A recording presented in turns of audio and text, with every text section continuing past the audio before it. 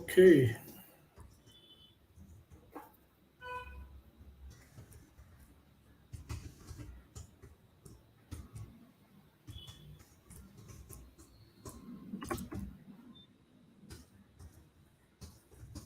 All right.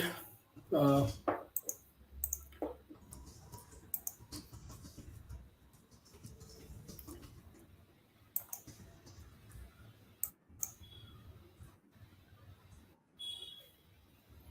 okay. Morning, everyone.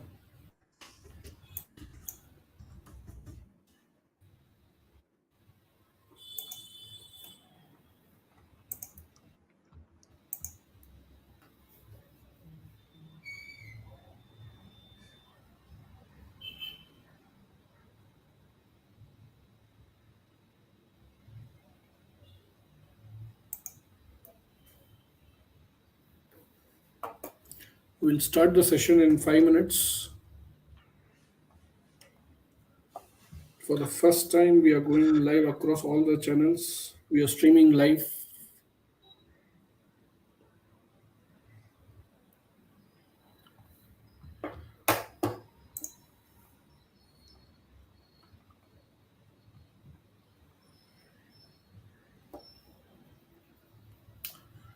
Mr. Anant Acharya is live. Hello, Anandji. He is live from YouTube.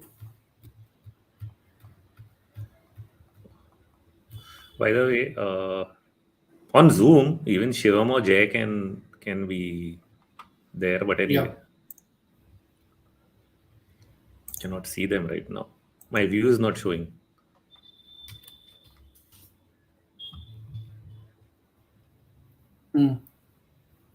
Okay. We have people joining now. Uh,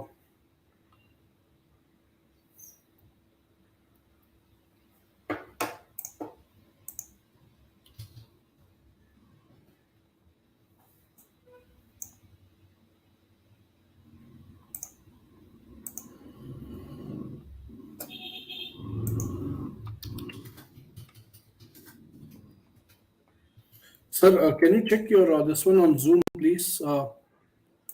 Guys, those who are on Zoom, can you please check whether you are able to hear Rohit? If you can comment, it will be great. Rohit, Yeah, sound that is check, why I please, was on Zoom. asking where Jay and Shivam are. Somebody would have reverted whether they can hear us.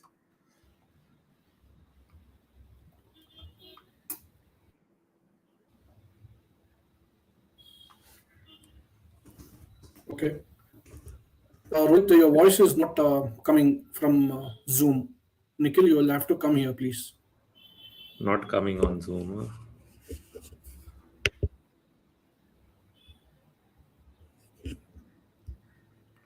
That is an issue.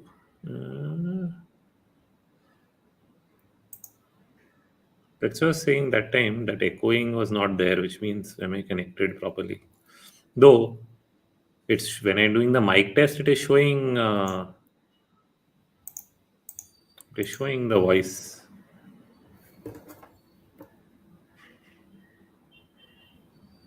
And if you can hear me, Chavan, then everybody else should be able to hear me.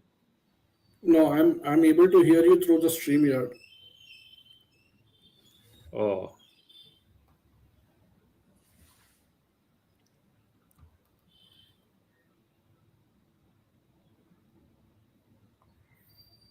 You will have to rejoin, Rohit.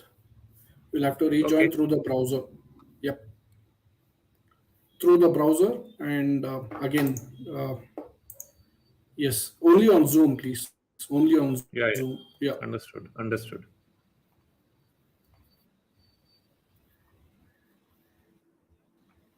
Okay.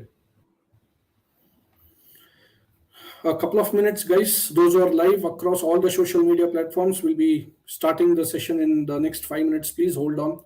Uh, there's a little bit glitch on Rohit's this one. So just give us a couple of minutes, please.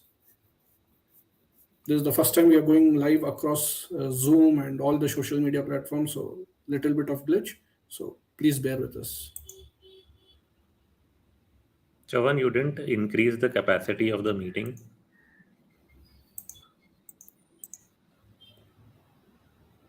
What- I have increased. No, I cannot join now. It's saying maximum capacity reached.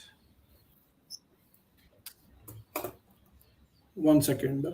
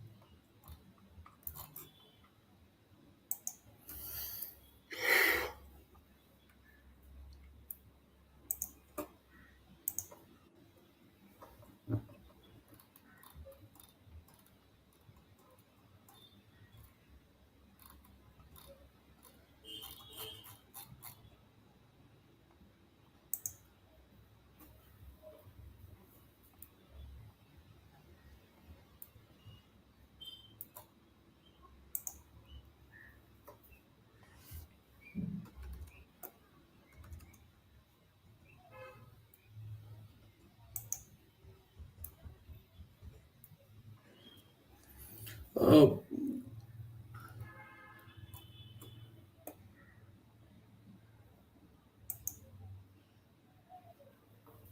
how to increase this now?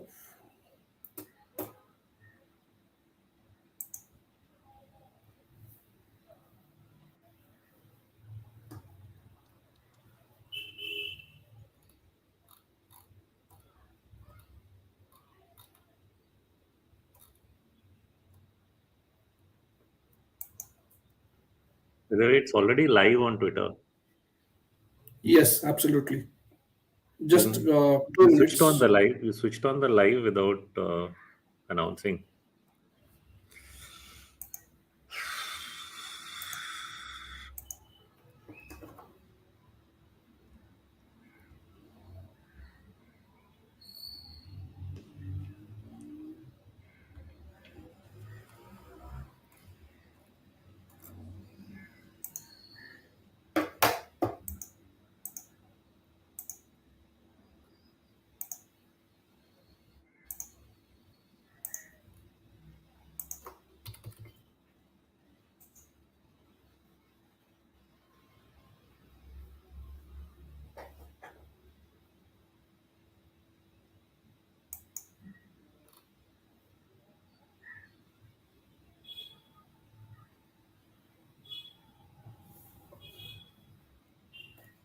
Rohit, have you rejoined? Okay, you're ready to join, right? Okay, 1 second.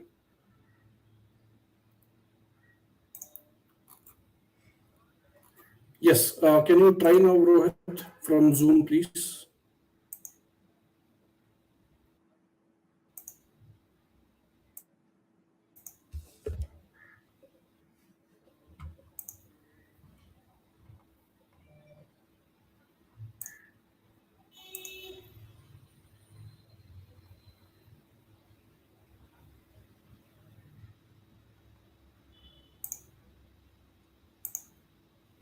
You're able to join?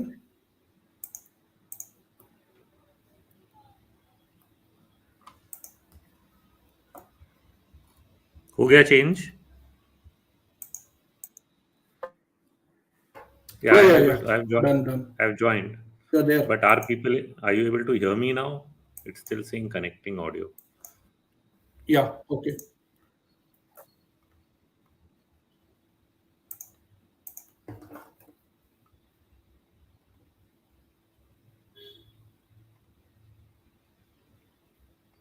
Yeah, we can hear you now, Rohit.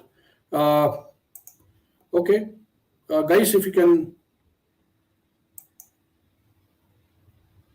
guys, if you can confirm whether you are able to hear Rohit. Rohit, sound check on Zoom, please. Sure. One, two, three, four, five. Can you hear me?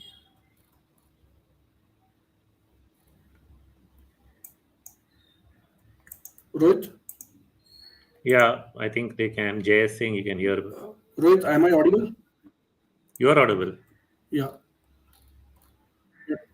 Okay, but I don't fine. know. I mean, you should be audible on both. That I cannot check. Yes, you are audible on all the social media platforms now. And Zoom. And And Zoom Zoom as also, well, right? yes. Sure. Yes, yes, absolutely. Yeah, yeah. People are confirming, but yeah, little bit voice is breaking, is what they are saying. Guys, what you can do is, if you feel that you have a problem on Zoom, why don't you just log in into our India Charts YouTube account, and from there you can join us. Anyways, let's start the session without any further delays. uh, Hello everyone, thank you for tuning in. The long shot webinar, the moment of truth. The webinar will start now. Rohit Shrivastava, the founder strategist of India Charts, he'll be presenting the long shot webinar, and after that we'll be taking up the Q&A.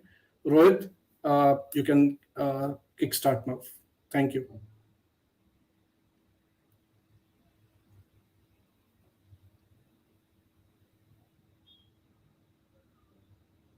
Rohit, Yeah, sure. am I audible?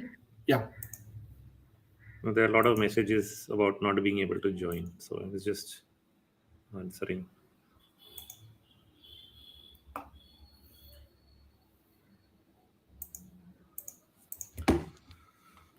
Okay. You need to switch on the camera in Zoom, please. Okay.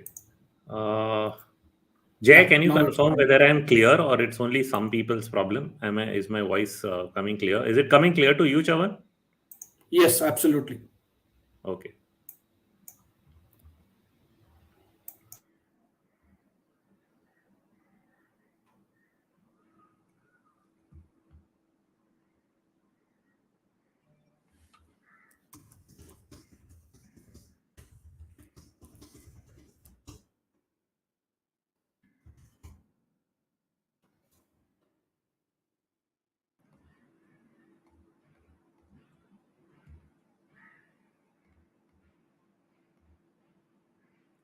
I've just closed a lot of tabs that should, if any effect.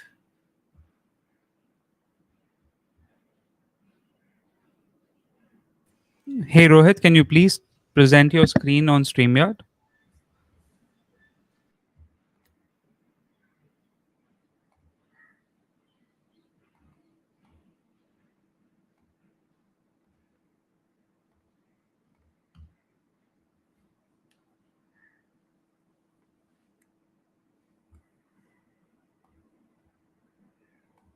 Is that fine? Yes, it's perfect. Thank you so much.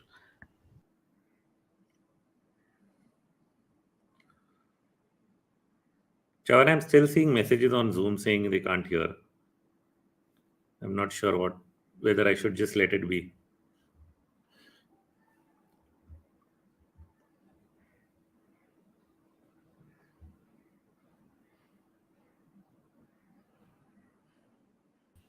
Rohitji, one small thing on Zoom. Can you please check if the join audio button was clicked?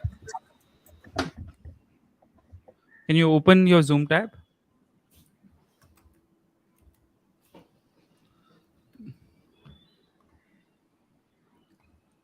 Yeah, just click on join audio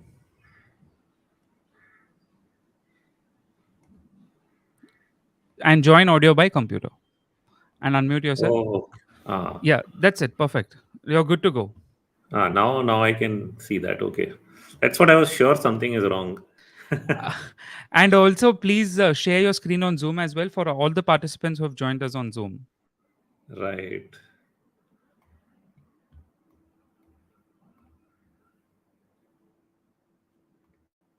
Okay. Fine. Now I'm good to go, I think. Okay. Sorry, everyone, to keep you waiting. Small glitches, getting used to doing a live event across social media and on Zoom for those who signed up. So now I'm sure everyone can hear and everyone can see. So let me kick it off. A warm welcome to everyone who's joined us this Sunday morning for this long shot webinar. And we are really trying to get out what I think is the truth. After all, we've always tagged ourselves about the truth about the markets. And this is a moment of truth where hopefully for a lot of people, as we start crossing the borderline, the conviction about what is going on in the market really starts to grow, because so far uh, there's a clear divide between people who are nicely sitting back and participating in one is what has been the start of the next phase of this bull market, uh, and this next phase, meaning the first phase was of course after 2020, and the next phase is now starting 2023.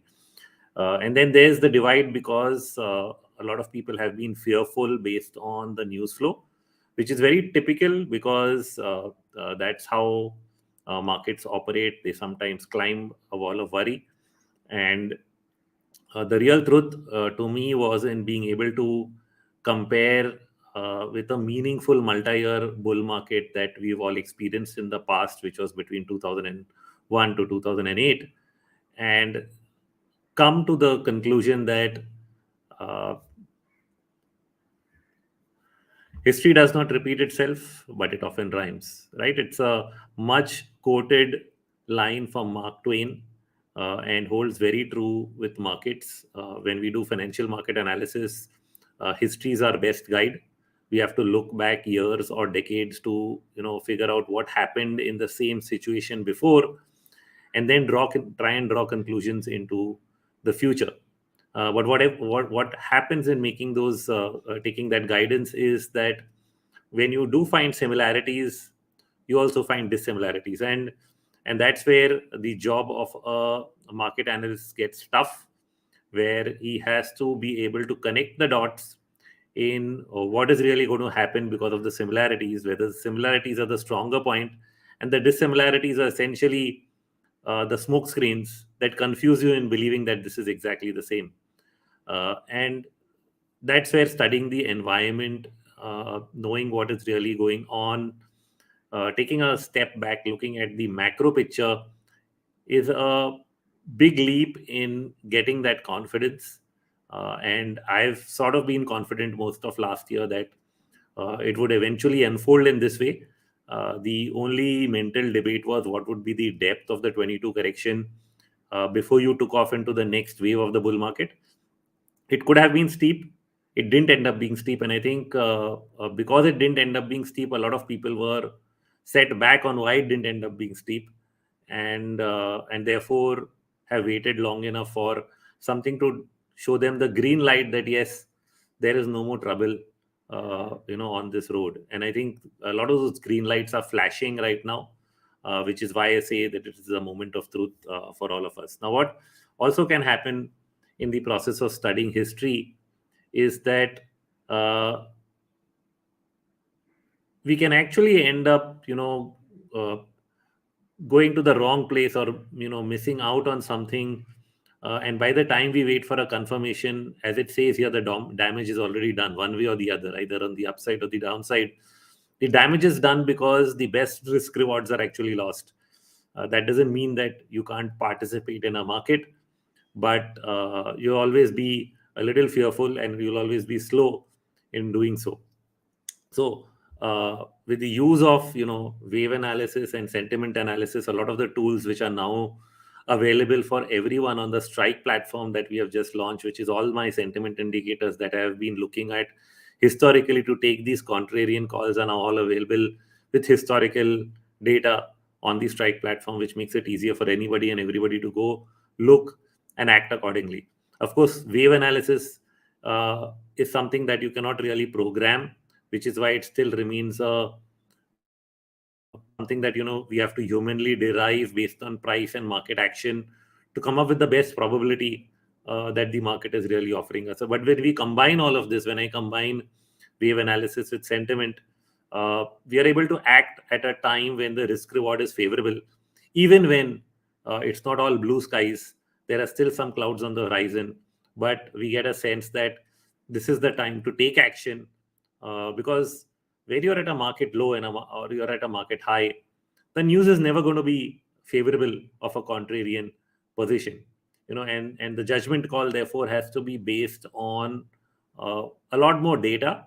You just cannot talk to your five friends and say, well, everybody seems to be bullish and therefore the market will peak out, or everybody seems to be bearish and the market will bottom out. You have to look at what the market wide positioning is, what everybody is doing, the entire crowd, right? After all, we're trying to study crowd psychology, and when we talk about taking a contrarian stance, we're really talking about taking a contrarian stance to the crowd, which is the market as a whole.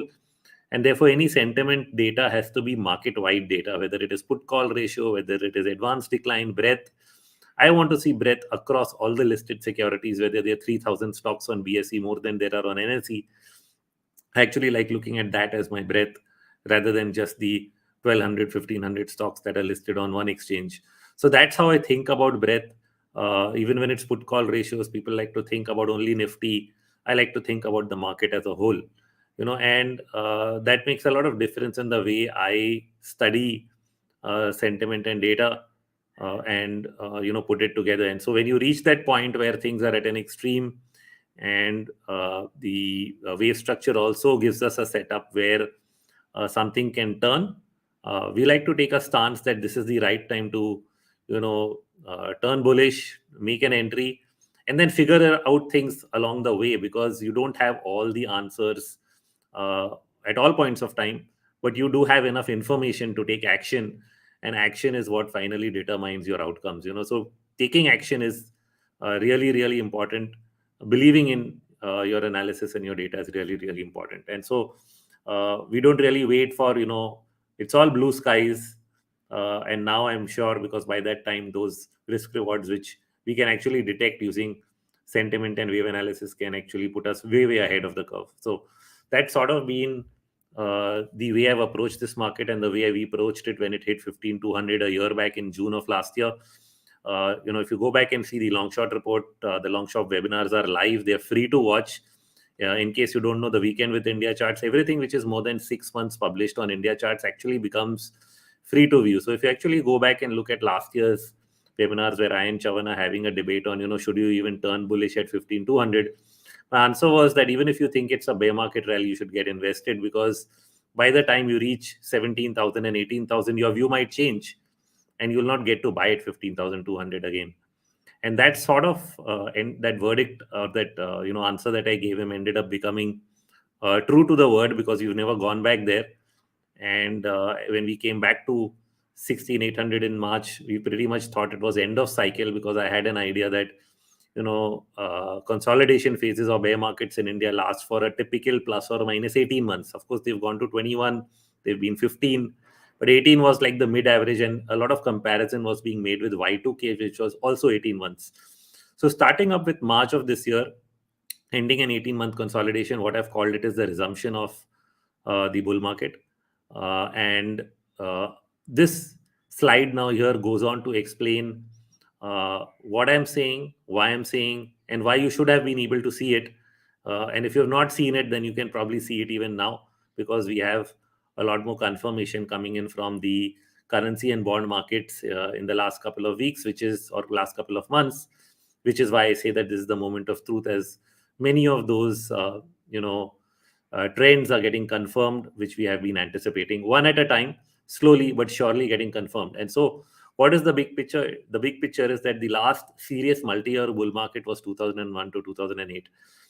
The period after that was a long consolidation, and at least in continued to have a boom in things like consumption and the BFSI space, and a lot of the defensive space, which is the FMCG, IT, and so on, but not in the core economic cyclical sectors. They all went on a backdrop because of excessive investment in the previous cycle. And this is what always happens. I mean, you can go back and see the same pattern all the way into 1994, 1995, where a lot of overinvestment led to excessive, debt. A lot of NBFCs went down. There was a reset, and that reset took 8 to 9 years, and then you restarted a new cycle after 2001.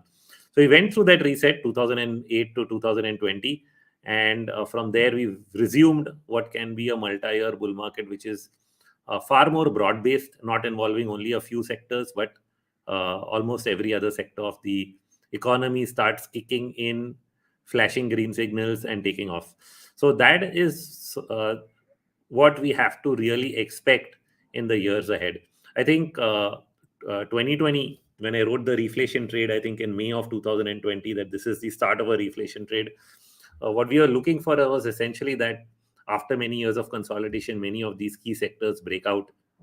And when we make comparisons of that to 2001, the only variation we see is that what happened between, say, 2000 and 2001, right? You had the tech bubble and then you had the tech collapse, which is sort of what we witnessed between maybe 2000 and 2021 as well.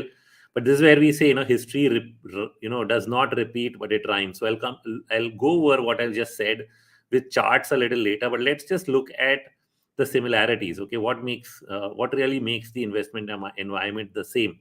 You have cyclicals breaking out of 10-year consolidation zones now that we've seen by 2021.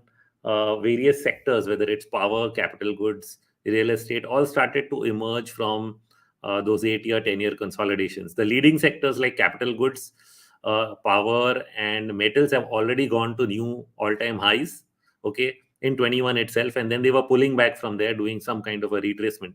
Now we'll consider why that retracement didn't end up being deep, or whether it's necessary or not.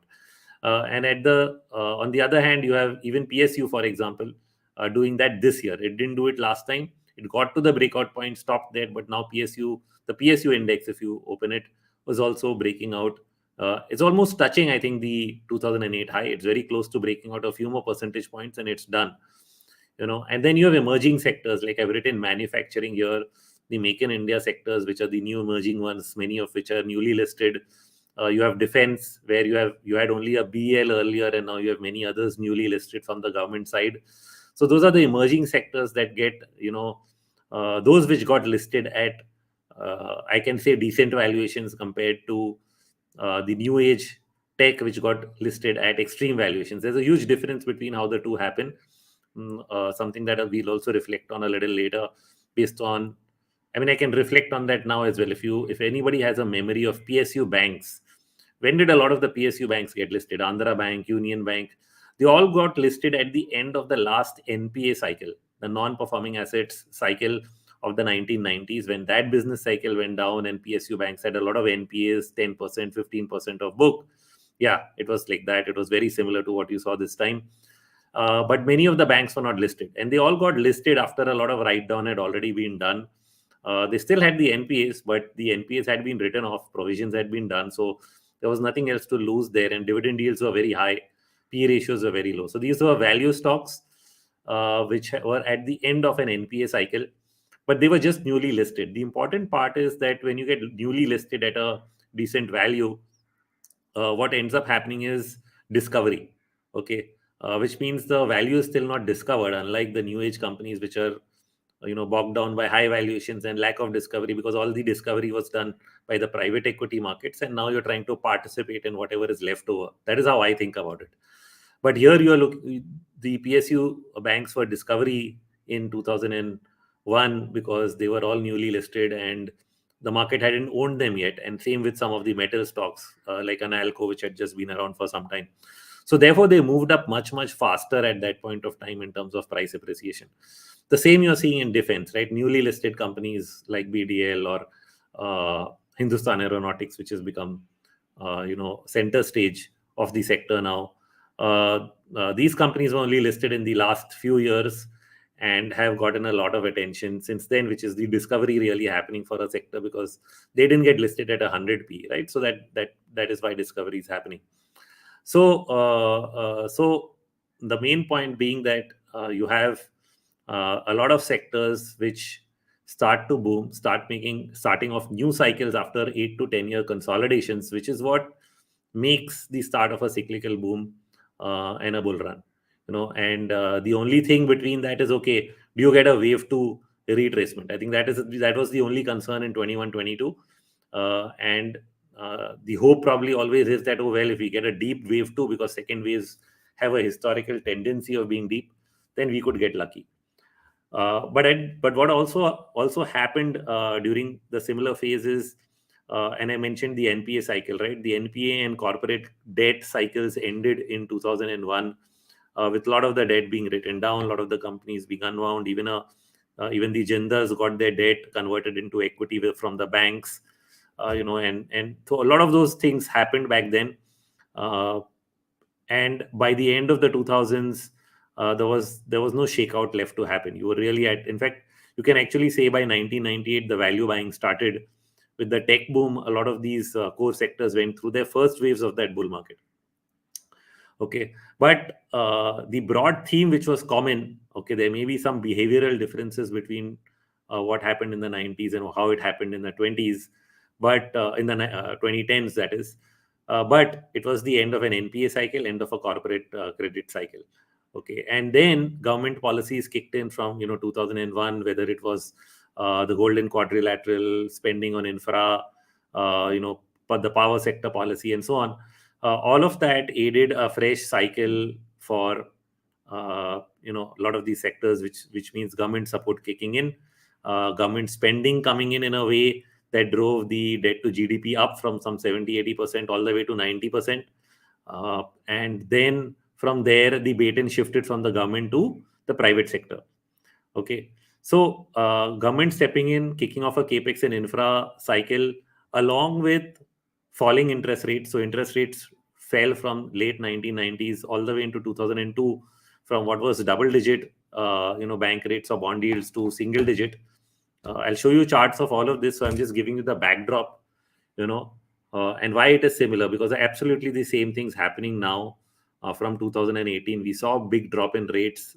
We did see a rebound in 21-22. That is where the fear was that what if something else happens, right? Because it was a deep retracement in bond yields in India. But we didn't make a higher high, and now we are falling after making a lower high, which is classic Dow theory downtrend being maintained. So if you have an environment where rates are falling, you have government, spending kicking in, you end up getting an investment and consumption boom. And I think we're at the cusp of that. There are variations in terms of where rates are now and where they were in 2002, but broadly, these are all the environmental factors which are same, right? It's not going to be 100% same at the same time, but directionally, they're all the same things happening that have happened before.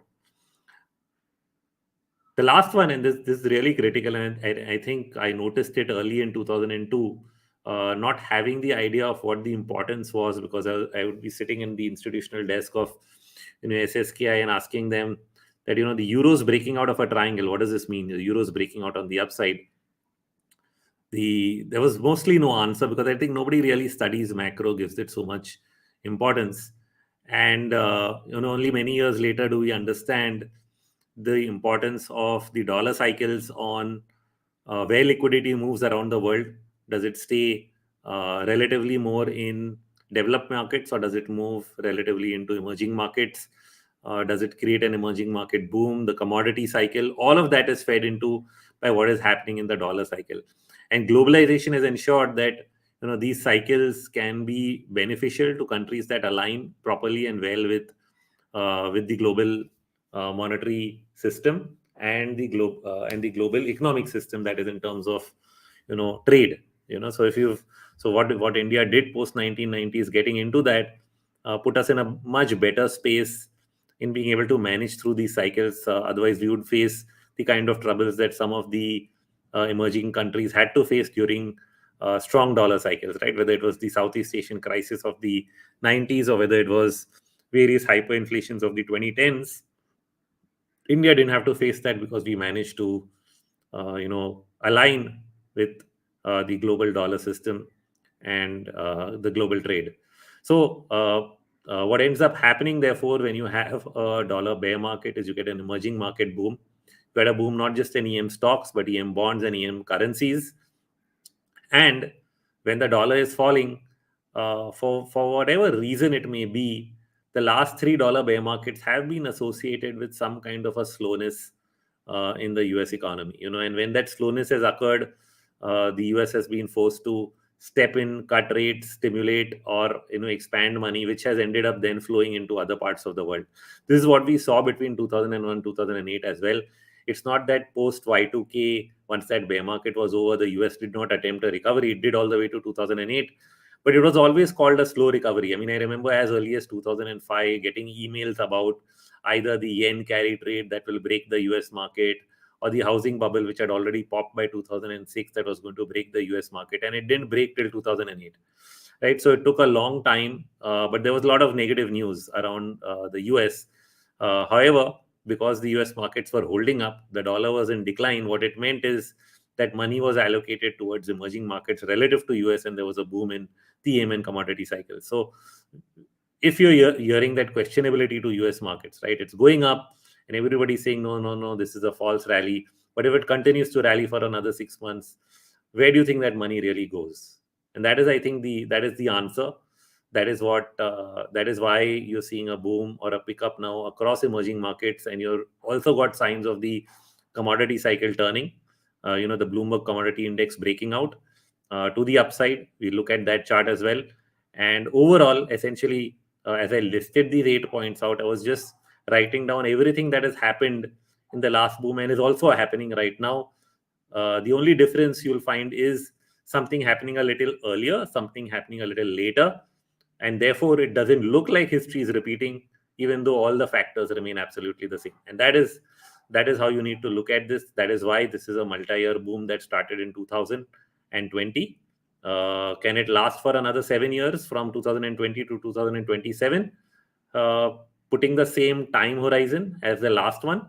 The answer is probably yes. So if a year back I was thinking like maybe 2024, and that number was really based on the dollar bear market having started in 2017.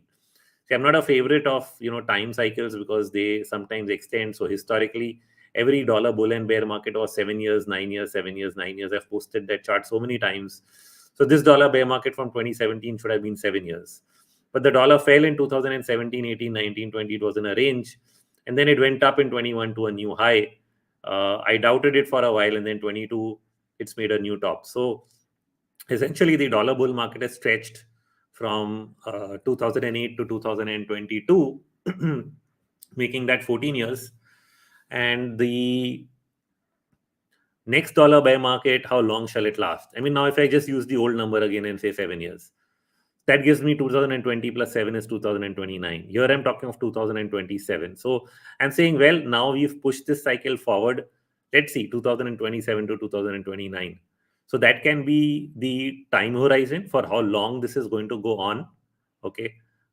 We may think it can happen sooner, but if I look at even the 2021 recovery from COVID, in terms of time, it took much longer than previous cycles have taken from a panic crash. Like even if you go back to 2008, the Nifty took less than 6-8 months to double. You go back to 1994, same thing. You go back to 2001, first rally started. In 2003, it broke out of that basing formation, same thing. So 2021 took 18 months to go up. It didn't do it in 1 year or 6 months. So it's taken longer, which is why we should be prepared for this to take longer rather than happen faster. I know the market's recovery looks very, very fast right now from March of this low, but even if you look at it on a chart, you'll find that the speed is slower than it was from the 2020 lows. So speed slower means we add up more time. Be prepared for it to play out in phases. But the direction to me, based on this overall big picture, is clearly up. And that's, I think, what I wanted to really get across from these charts. Now, I know a lot is written in the long short report. I hope everybody's read it. But there are a couple of charts that are not there, and I would want to touch upon points since, in the email, we also mentioned that we look at the quantitative cycle, which is really long term. And in the long short, we really like to discuss long term. So some of the factors that you should be aware of when we are discussing long term cycles, one of them is this. And this is the Sensex, which is inflation adjusted. Okay. So when we are talking of an inflation adjusted Sensex, the reason to do that is when we are really measuring the quantitative cycle, we're trying to measure equity or money relative to inflation, relative to your currency, or sometimes relative to gold. Those are the ways that we measure the quantitative cycle. I'll not go into great detail of what the quantitative cycle is, except that it is known as the long wave more often now. And the long wave is not a time cycle, though it was originally thought of as a time cycle, but it's a series of events that happen one after the other in a particular sequence as an economy expands from a very low point in its life cycle to high growth to high debt, and then the unwind and reset, and then start all over again.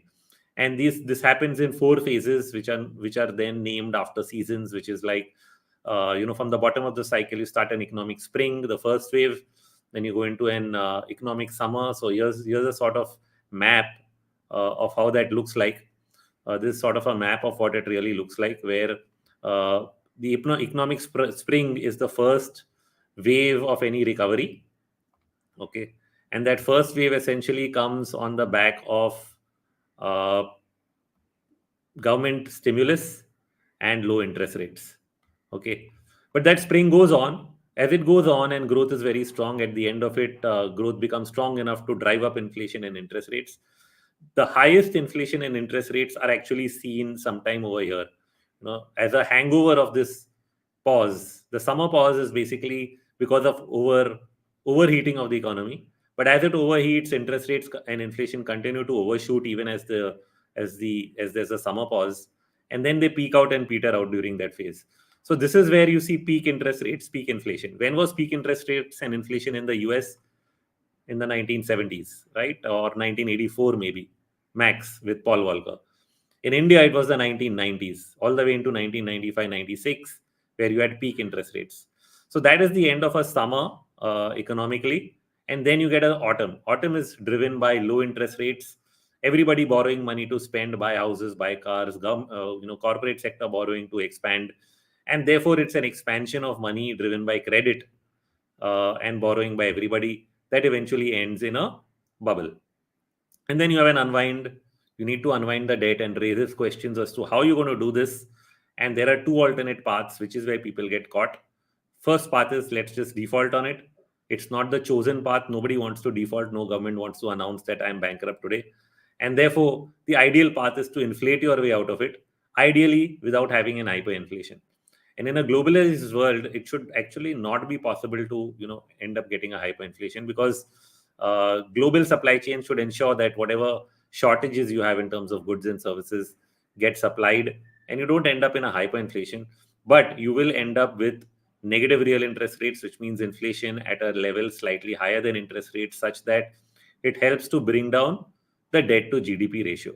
Okay, we'll get a little more deeper into that, but this is broadly what the cycle tries to measure. And this top to bottom cycle is essentially almost originally it was thought as 50-60 years, but what we are noticing right now, it can go even up to 100 years. It's the events that are important, that follow one after the other, that we should study rather than try to put a time on top of it, because time has failed. The events have not. The events are transpiring one after the other as I observed them over the last 2 decades. So people were trying to call the end of an autumn and into winter even 20 years ago, but the time went wrong. The pattern of events has continued to follow that path. And that is why the other observation I had from an Elliott wave perspective is that waves 1, 2, and 3, long term, over 50, 60 years, is where the spring occurs. Then you have a fourth wave, and then you have the fifth wave into the autumn, and that was just my mental theorization of how this is going to play out. In real time, there will be variations, but this is how I built the model in my mind, so that we can actually work around this in real markets. So when we do that, one of the ways to measure that long wave cycle is to measure it in money. And money, because money causes inflation, and inflation is essentially the expansion of money, which has the side effect of pushing up prices. We look at equity prices relative to inflation, and that then tells us a little about how the cycle is playing out. So when we think of the NPA cycle and whatever happened here, you think about this. So this is when the last cycle occurred. Okay, theoretically it peaked here at this lower high, but after that it was in a long downdraft. Relative to inflation, even though a lot of the economic sectors bottomed here, they did wave 1 and wave 2. But in terms of the index, it bottomed here in 2001. Now, relative to inflation, equity started to outperform. Remember, equities are the best bet against inflation. How much ever you may be told, because sometimes, when you hear about inflation, it's a scare. It's a scare because, well, it will lead to higher interest rates, and that means we're all dead and stock markets will collapse. But stock markets are the only defense against inflation. Even in a hyperinflation, stock markets go up much more than inflation, and they do better than gold. Even gold goes up because the currency is falling, and gold is a hedge against currency, but equities are a hedge against inflation. And so, therefore, they end up giving the best ideal performance even in that scenario. There are enough tests done in that. You can Google it, and you'll find equity does better than gold during hyperinflationary periods. So you look for phases. Now there can be a phase like this. Equity did well, but relative to inflation, it did not, purely when we look at an index. However, starting 2020, equity is beating inflation. It's gone to a new high. There's been a long consolidation, and now it's breaking out of this. And when it does, it's going to go a long way. So we are now in a phase where equity is clearly outperforming inflation, and this usually happens when you have a combination of G plus I. Okay, this is important. This is one of the tables that I've put in the long short report. If you get growth plus inflation, the markets really like it, because growth pushes up the markets because of the economic cycle, but inflation adds like a double whammy. You're getting growth, which is demand, and you're getting price rises. You're able to increase prices and pass it on to consumers. The stock market is going to value that positively. Even though there can be arguments around margins and so on, because even the costs are going up, as well you're passing on the inflation to consumers, and that gap is your profit. But the market has to reflect price. It has to consider where prices are, because after all, revenue is also a valuation factor, right? You look at things like price to sales, and the reason you look at price to sales is the market sometimes prices itself based on how much revenue you're doing, not necessarily based on your profitability ratios. So that is why when you get G plus I, markets are very, very happy. And I think we are in a G plus I environment. We are not in a G minus I environment, and we are not in a minus G plus I environment, because minus G, meaning negative growth plus inflation, would be stagflation. A lot of people have tried to predict stagflation, but stagflation has actually not been there, at least not in India, because that is the market that concerns us. 2021-22 earnings growth continued to be positive. This is best brought out by a chart of PE ratios. The PE ratio charts show that we are at a much lower valuation range than, in fact, we are at a higher valuation range than we would be otherwise if you didn't have growth. Because earnings kept growing up. So even as markets fell, the PE ratios started to come down, and markets didn't fall so much as we see here. This is a very small decline, but even in this small decline, PE ratios are at a much elevated level. And in fact they've come down despite market being up. Otherwise the PE ratio would be even higher. So at the bottom of COVID, for example, we had a PE bottom of 17 times. Here we have a PE bottom of 18 times. Why is it the same? Even though here at the peak it looked like we had crossed 30 times. Now the reason was that we were not using PE based on consolidated numbers. We are using based on historical earnings. Moving towards consolidated dropped this by maybe 5 points, so we bring it down to 30. But even from 30, if we have come down to 18, the reason is earnings growth.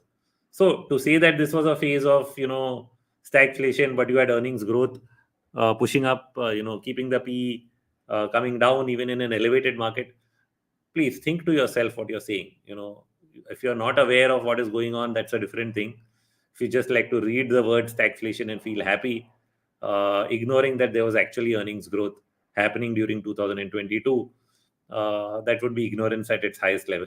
So the reason earnings ratios came down, even though markets did not, is because you actually had growth, and because you had G plus I, the markets get support at a much higher level. So this is an important thing to really understand and appreciate, because there are phases in the market where it cares about inflation, and there are phases where it doesn't. So if there was a high inflation interest rate environment here, surely it would have crapped the market. But here we were getting a lot of disinflation. We did get a peak in inflation here, okay, in 2010. We look at that chart as well. So let me just clear this out, and we can go on to other charts. So I've broadly given you a picture of what I think. I think that the last phase. So let us just think in terms of economic cycles. Let me just come back here. This is the economic spring. Okay, this is the summer, high interest rates and inflation peak over here. The highest interest rates in India ever have been seen here. Okay, then you get the autumn, falling interest rates. A lot of NPAs again caused by that autumn is your winter, and now you're trying to spring again. This is how I'm thinking about it. I know in terms of actual Nifty decline, this is very small, and that is where people get caught up. But like I said, there are two paths to an economic winter. One is inflation, and one is outright deflation. We didn't go into outright deflation. Inflation is always the chosen path of governments, and that is why the index relative to inflation is not performing. That tells us that this was the winter phase. It doesn't show up in the nominal Sensex chart or nominal Nifty chart. It shows up in the adjusted chart. So that is why we use an adjusted chart, so that we can understand what these cycles are. Okay. So now in terms of, so we understood that, we've understood what is the debt cycle, right? What is the debt cycle right now? So let's understand this as well. The debt cycle, how it has really unfolded is, you've seen expansion in debt, which is essentially credit. This is government, this is private sector, and then this is total. So what ends up happening is, when government stopped borrowing, so government did its peak here. These are not dates here, this is just the numbers. So this peak is essentially here in 2001. This is where the Vajpayee government really stepped on the pedal. The debt to GDP ratio went from 60 something to 90% at one point of time, and that expansion essentially was aid to the government. And then there were policies here, golden quadrilateral, the power sector policy, and so on. All of this aided the cycle of growth for India.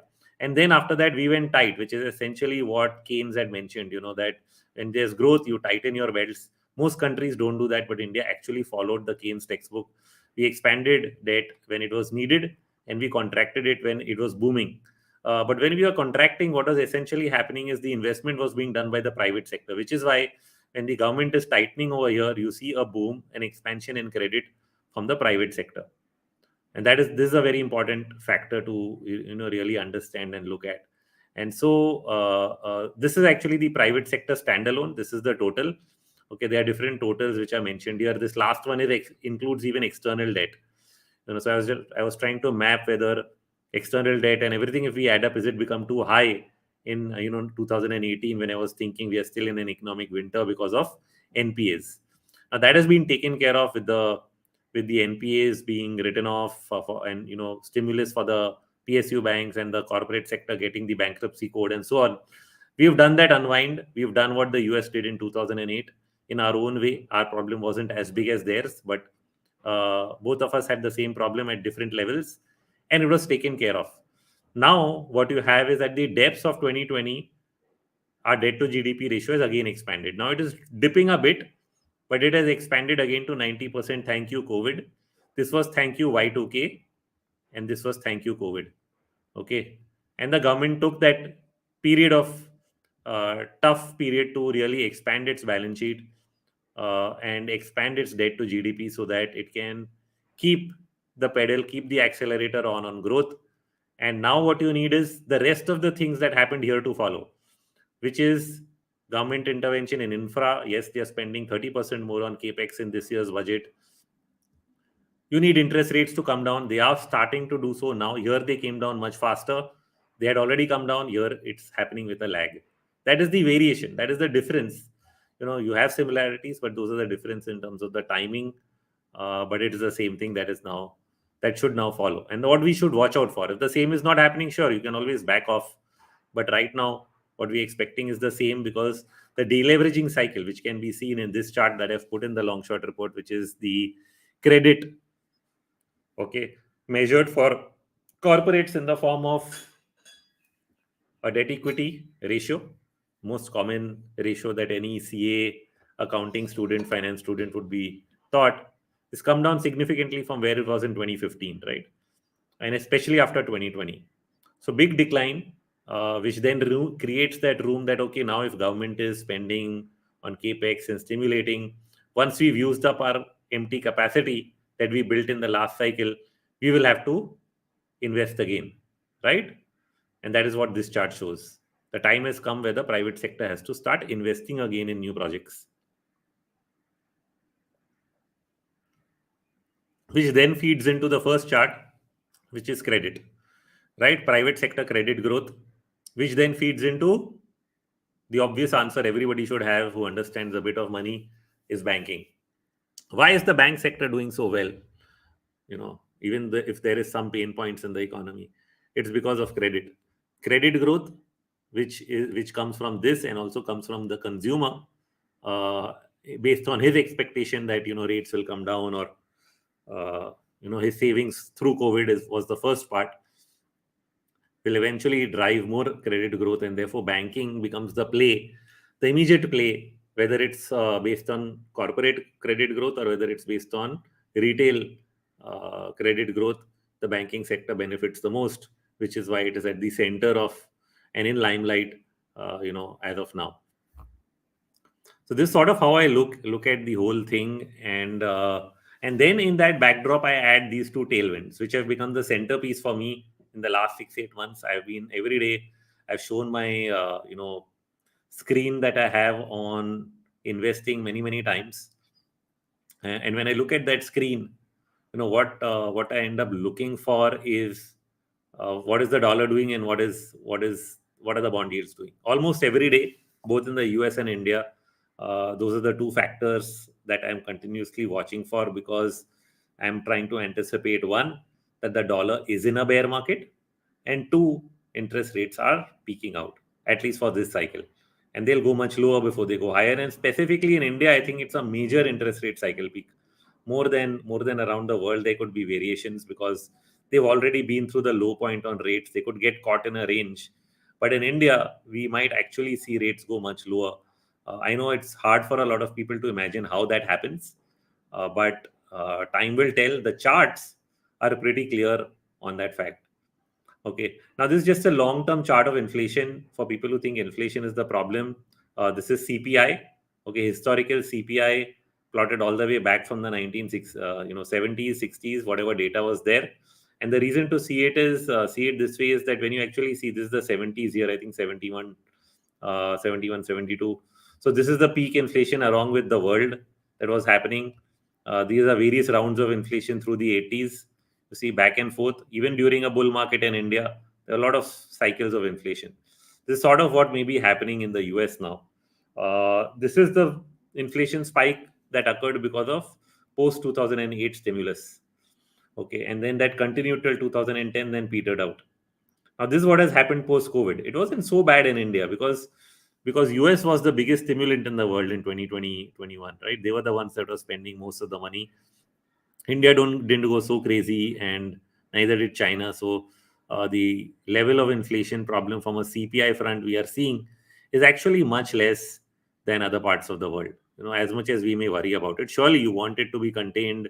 You don't want it to go out of way, but it's not so far not been a massive problem.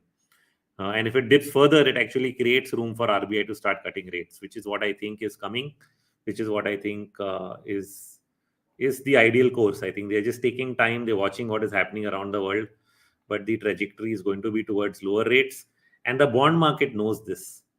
Okay, here I've put together two charts that I have. One is based on the historical bond yield, because sometimes that is not available, and that I've taken based on RBI's own reference rate history, which they have. Because I don't know, people don't know, will not know, before bond yields got traded and you had these values. You had something known as the prime lending rate, the rate at which corporates would borrow. There was a bank rate which was different from what it is today, the way it worked, and that's what I've used as a historical measure, simply to show where we are in this cycle. So which means interest rates from the 30s. This is the inception of RBI, 1934.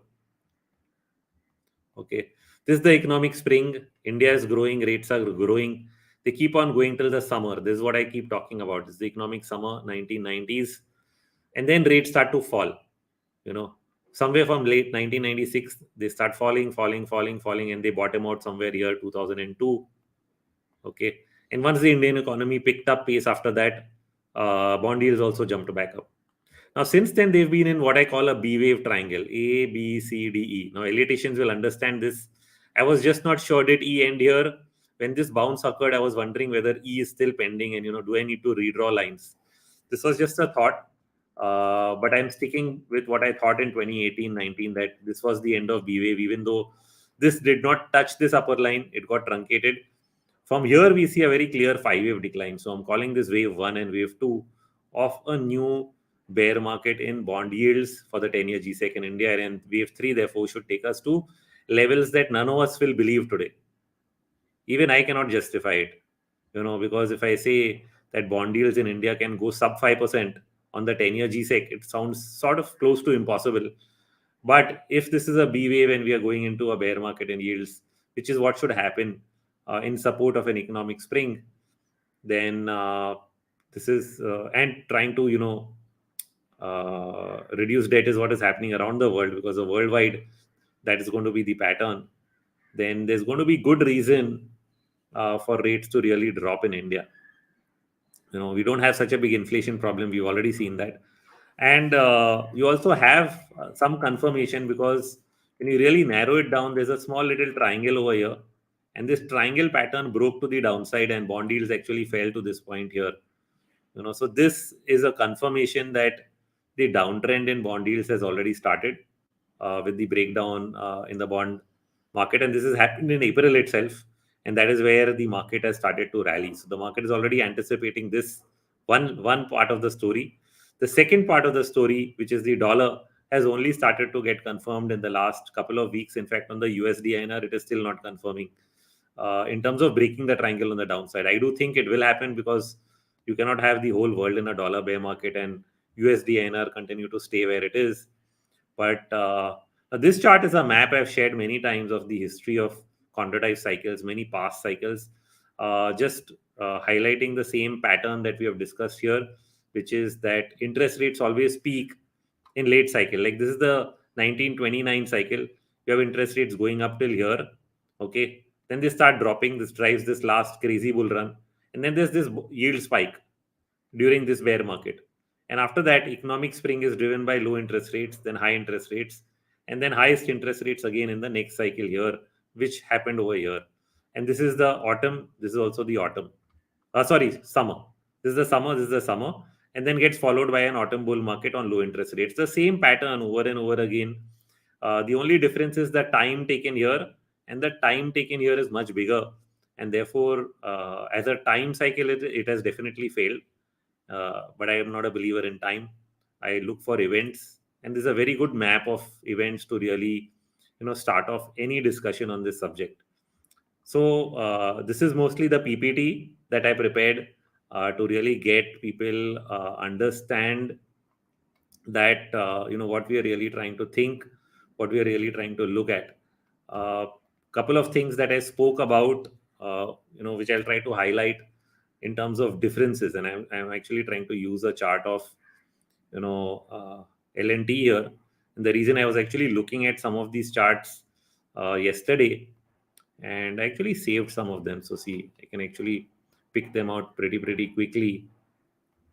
Okay.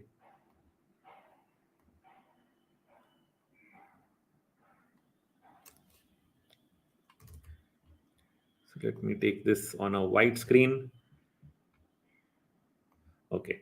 So why I've picked a chart which actually has history from 1990, or I'd actually even prefer a chart that has history prior to that, all the way to maybe 1984 or something, which is there in the old Metastock versions, is that you can actually see the boom bust phases and the cycles for Larsen and Toubro, for example, is the capital goods sector highest weight. So when you see this is the last boom cycle, and then you had this long consolidation phase. Then there was an attempt to break out of this, which led to, in most of the economic sectors, whether it's Reliance, ACC, this is wave 1 and wave 2, most of them. And you had a very deep wave 2. So this has a mental block. It tells us that, oh, you're going to get a deep wave 2. And we set up our expectation that something similar might actually end up happening where after we try to break out of this consolidation. I think this is where the whole mental block is, And I'm going to draw one more line over here, something like this. There's a huge negative event which has driven, this kind of a pattern. And that negative event over here was, of course, Y2K. And here, as we saw, even in our debt cycle was COVID, right? Because after COVID and after Y2K is when our debt to GDP really went up to its highest level. And there was a subsequent, there's a fall in between here, there's a crisis decline. The only difference is that this occurs after wave 1 and wave 2, whereas this seems to happen at the end of the previous cycle, which looked like, okay, maybe this was a triangle A B C D E, in which case E should have ended here and we should have gone up. Prior to the after the tax cuts that were done by our finance minister in 2019, I was actually wondering if this is the case. And then COVID happened, right? So when COVID happened, we ended up getting this where we are redrawing this range, which essentially then puts us at the same point as this. And which is what explains that why this bull run has been pretty much one-sided. This wave 2 here is very small. And a lot of people get caught in the idea, oh, we didn't get a wave 2, so it's going to collapse. It doesn't have to. Okay, this just doesn't have to happen. And the reason for it is because that collapse based on a major global event has already happened in COVID. So what is going on really right now is a bull phase, and a bull phase usually when it is very strong doesn't have deep retracements. Look at this over here. Is this a deep retracement? Well, it was sharp because of the 2004 elections, but in terms of retracement, well, it did 50%. Okay, in Nifty we did see a deeper cut over there, but it's not necessary. When we look at channels, you notice that this retracement is after a very sharp rise, so it looks like nothing. And in terms of size percentage, it may be the same because in fact this is smaller. Okay, but it's sufficient is what I'm trying to say over here. Is when you look at this, and this is also a more than 38% retracement. Okay, it almost reached 50, but it didn't here. It was a little more than 50. However, now that it has resumed, what I would do is I would draw a similar channel as I have done here. And I would think that capital goods, I'm generally trying to say capital goods as a sector, we don't really give advice because I'm using a chart which has a lot of history. We don't have a capex index chart that goes all the way to 1990s. So I'm using this as an example only. Okay, we are not investment advisors. We're not trying to say anything would happen with Larsen. But in general, we use channels in Elliott wave analysis. We would expect prices to move to the top end of the channel and continue like they did in the last cycle. So we've already broken out in many of these cases in individual sector charts out of multi-year ranges. So therefore, to start believing that these things are not true or they are not happening is where all the fallacy really lies.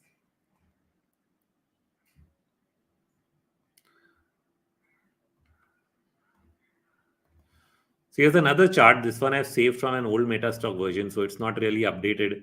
But the reason I did is you have data from 1984, just to show you long-term channeling and cycles. Now, this is what stock and what sector. This stock was originally Sesagoa.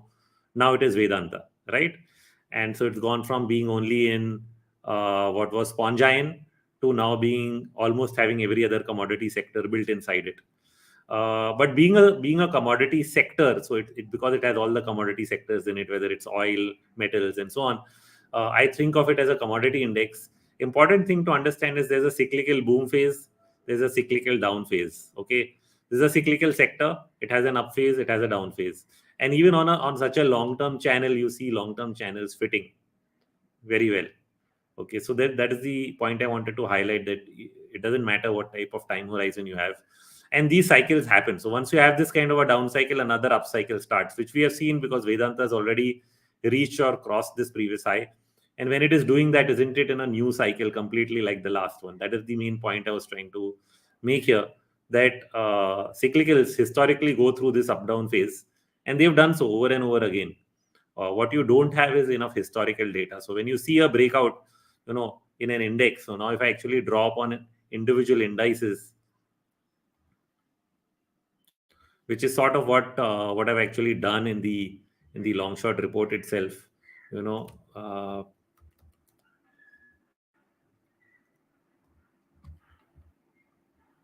everybody who's not been to the site, it's a very simple desktop navigation. Okay.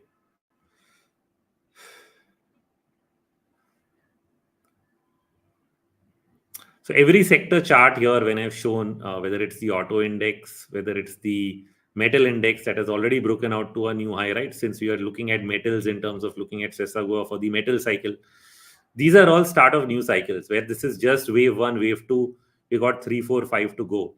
Okay, so if I open the metal index, take a white environmental chart here just to give people perspective. When you're breaking out of something like this, to believe that, oh, this is all that is going to happen and it's over, is underestimating what happens in such cycles. When you start a new cycle of this magnitude, this pullback is only a pullback to the breakout point, and then it's a continuation of this trend, which is eventually going to do all the legs. It's going to do a 3, it's going to do a 4, it's going to do a 5, and by the time 5 is complete, I have absolutely no idea where it's going to be. But definitely my imagination based on history tells me that it should be far, far higher than where it is right now. That imagination is really, really important. If you didn't have that imagination in 2001, you wouldn't have been able to imagine the last bull market. And believe me, I joined Sharekhan in March of 2001. 6 months later, 2 days after September 11, we were the first on the retail front to write a report saying the worst is over, it's time to get invested. And I had to get my institutional desk to write us a report because we didn't have a full blown research team, and they just gave us a note which we had to put our own stamp on it because nobody wanted to say buy right at the end of that crash. But we thought that that was the right thing to do, and I thought at that time, for same reasons as I did in 2020, that we've ended a 7-8 year cycle. And at least I had one advantage then, that in many of the core stocks, sectoral stocks, you actually had waves 1 and 2, including in Reliance. So if I actually open a chart, a long-term chart of Reliance, okay, just to tell you what I'm trying to say, and I'll switch to a white background. I know my wave counts are there that some people want to see, but which we can, which is essentially that wave 1 and wave 2 were already done, not just in Reliance, but in ACC, in cement, in many sectors, many core sectors had already done 1 and 2. Some had not, some had. And what that really meant is that in 2001, at the end of the Y2K bubble, these sectors were ready to start what is 3 and 4. Right now, we know that this is 3 and 4 because fourth waves are typical triangles, and this is a long triangle over here. And then we've started a new phase from here, which I'm again marking as 1 and 2. And again, back then we've looked at this chart. If I actually drew a channel back here and said, oh, this is the top end of the channel is at around 2000, and price right now is 400, and somebody would say 400 to 2000 for Reliance, that's fourfold. It makes no sense. Now you haven't reached the top end of the channel, but you've already reached 2000 something. So that's the beauty of wave analysis and channeling techniques that we go in depth in the mentorship programs if somebody wants to learn, or through those videos. But the idea is that that I'm trying to portray here is that those things work, and sometimes the numbers change, because now that we are here, I have to think, oh, is this just 3 and 4? Is 5 still not complete based on the wave study? But in the big picture, what happens is that because we see the market in cycles, okay, and because we are trying to compare history, going back to the main point of this report, the moment of truth and the comparison with 2001, is that everything doesn't happen exactly in the same pattern. You go up, you go down, and this wave 2 here is essentially happening at the end of Y2K in terms of the end of a bubble. So we start thinking, shouldn't the same happen here? But it did. You got a second wave here at the end of COVID. Okay. And that is where the similarity is. But we are trying to expect a deep correction here because the US went through a tech unwind in 2022. So was that a necessary requirement? And once we were already in this phase, then there was no deep retracement. There was one correction here, but nothing like this. Okay, nothing of that magnitude in terms of both price and time occurred. And that is what we start thinking about those things, because we are making comparisons. We are trying to judge whether the peak of 2021-22 is similar to Y2K, because valuations were high, tech stocks were looking bubbly in the US and they were unwinding. And does that then mean that all this is going to fall apart in a similar way? And would that also then mean that sectors like metals, where we were saying it's wave two, will actually get a deep wave two? I mean, it's not a wrong expectation to look back at the metal sector and actually think that would have ended up being a deep wave two. Here we are looking at metals again. Shouldn't this have done a deep second wave over here, doing a 61% retracement or something? But actually, if you look at it, many of the metal stocks have done 61%. Metal index did 50%. Isn't 50% sufficient that you need to wait for 61 or more? So there are sectors that have done it, there are sectors that have not, but it didn't go back below this breakout point, which is actually a strong sign rather than a weak sign. To keep thinking that no, this wave 2 should also do an 80% retracement because many stocks did 80% retracements in 2001 is where the fallacy comes in, to believe that it can play out in a different way because the crisis is not as big as the last one, and the mega crisis was really COVID, which therefore becomes the comparative point with Y2K. It's already happened. Okay, it's not due to happen, it's already happened, that big shakeout of weak hands. And now you're actually in a completely different stratosphere. Okay, another variation ends up happening with the dollar index itself, right? So when we talk about all this macro, we talk about, okay, the big picture, fine, India, all the key sectors have broken out, they're in bull markets. They were at the end of 7-8 years in 2020, and even in 22 we are only at the end of a second wave, so starting third, huge moves left. But what about the dollar? It behaved so differently. Okay, so fine, we open the dollar index and we look at the 10-year cycle. Look at what really happened in this phase.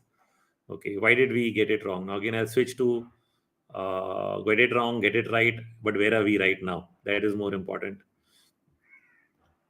So only applying a time cycle, like this lasted for 7 years, so okay, this should last for 7 years. So based on that time cycle, I said, okay, maybe this is the peak for the dollar in 2018, which also matched with a bottom in gold. So it actually was sort of a confirmation, oh great, gold has bottomed out, the dollar has peaked, so possibly I'm right. The dollar starts a 7-year bear market from here, similar to this.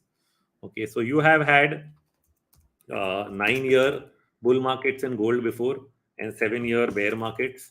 Okay, and so I think, okay, you'll have a 9-year bull market in the dollar, and it goes from 2008 plus 9 is 2017, which is here, perfect timing. And metals bottom out and rally, so it makes you feel you're right. But just because it made a new high in 2020, does that mean that the dollar is in a new bull market? So you step back and assess. I mean, wave counts can change, but that doesn't mean that there's a change in the big picture. So when I look back at this big picture, what I end up marking now on the DXY is, instead of just ending it in ABC, I ended it in WXY. I take this sideways pattern where the dollar was flat and metals did well for a while as X, and then Z. Okay. Now, the beauty of intermarket analysis, classic Dow theory, was what? Charles Dow mentioned that if the transports makes a higher high, but the industrials does not, then it may be a false signal. Okay. Now, that theory extrapolates itself into multiple time frames, short term, long term, to take similar types of views. And that's one kind of analysis which helps me verify that, yes, Z is indeed over. Now, let me explain. Between 2017 and 2020, most commodities, which is this phase, most commodities bottomed out, starting with gold in 2016, ending with oil, copper, silver in 2020. They have all bottomed out here. So when you got this decline in the dollar, okay, here, okay, while it was only a part of an X, what did you get in commodities? You got wave one. Now, when the dollar went up to a new high, what should have happened? Like during this entire phase, every time the dollar went up, commodities crashed to a new low, but not over here. So when the dollar index hit a new high, commodities only did a retracement. Oil did almost a little more than 50%. Copper did 61.8. Aluminium did 78. Okay, and so on. None of them have gone back to a new low. This is a massive intermarket divergence between 2017 and 2022, which further confirms that the dollar is topping out, because if the dollar was really not topping out and going to shoot up, commodity should have been in a bear market that will take us to new lows. That is not happening. What is happening is commodities are doing wave 2 and getting ready to start wave 3 up in a new bull cycle. And that can only be true if the dollar has finally completed Z and has started a much anticipated dollar bear market, which this channel shows, because you have WX, YX, Z, all overlapping legs. Everything is overlapping and ends in Z. The fifth wave is usually Z, 1, 2, 3, 4, 5. And that is usually the end point. And that's where people were max bullish on dollar. The global positioning in dollar, long dollars, was the highest ever on record. Okay. I can't put it in better ways that this was a point of maximum sentiment in terms of the dollar. This also felt like that, but this definitely felt even more like that because of the sheer sentiment on dollar going up and people feeling that this is the end of the world because of the dollar and because of US inflation. That psychology itself tells you that this is a major turning point. And this is very important, the dollar, because every dollar bear market like this last one, remember I was talking about this ending pattern we were breaking down from on the dollar, and the euro was breaking on the upside. When it did that, you started a long dollar bear phase. Here you don't have an ending you have a small one, you have a small triangle on the daily charts. But what I was waiting for is a confirmation that this is 1, 2, and 3.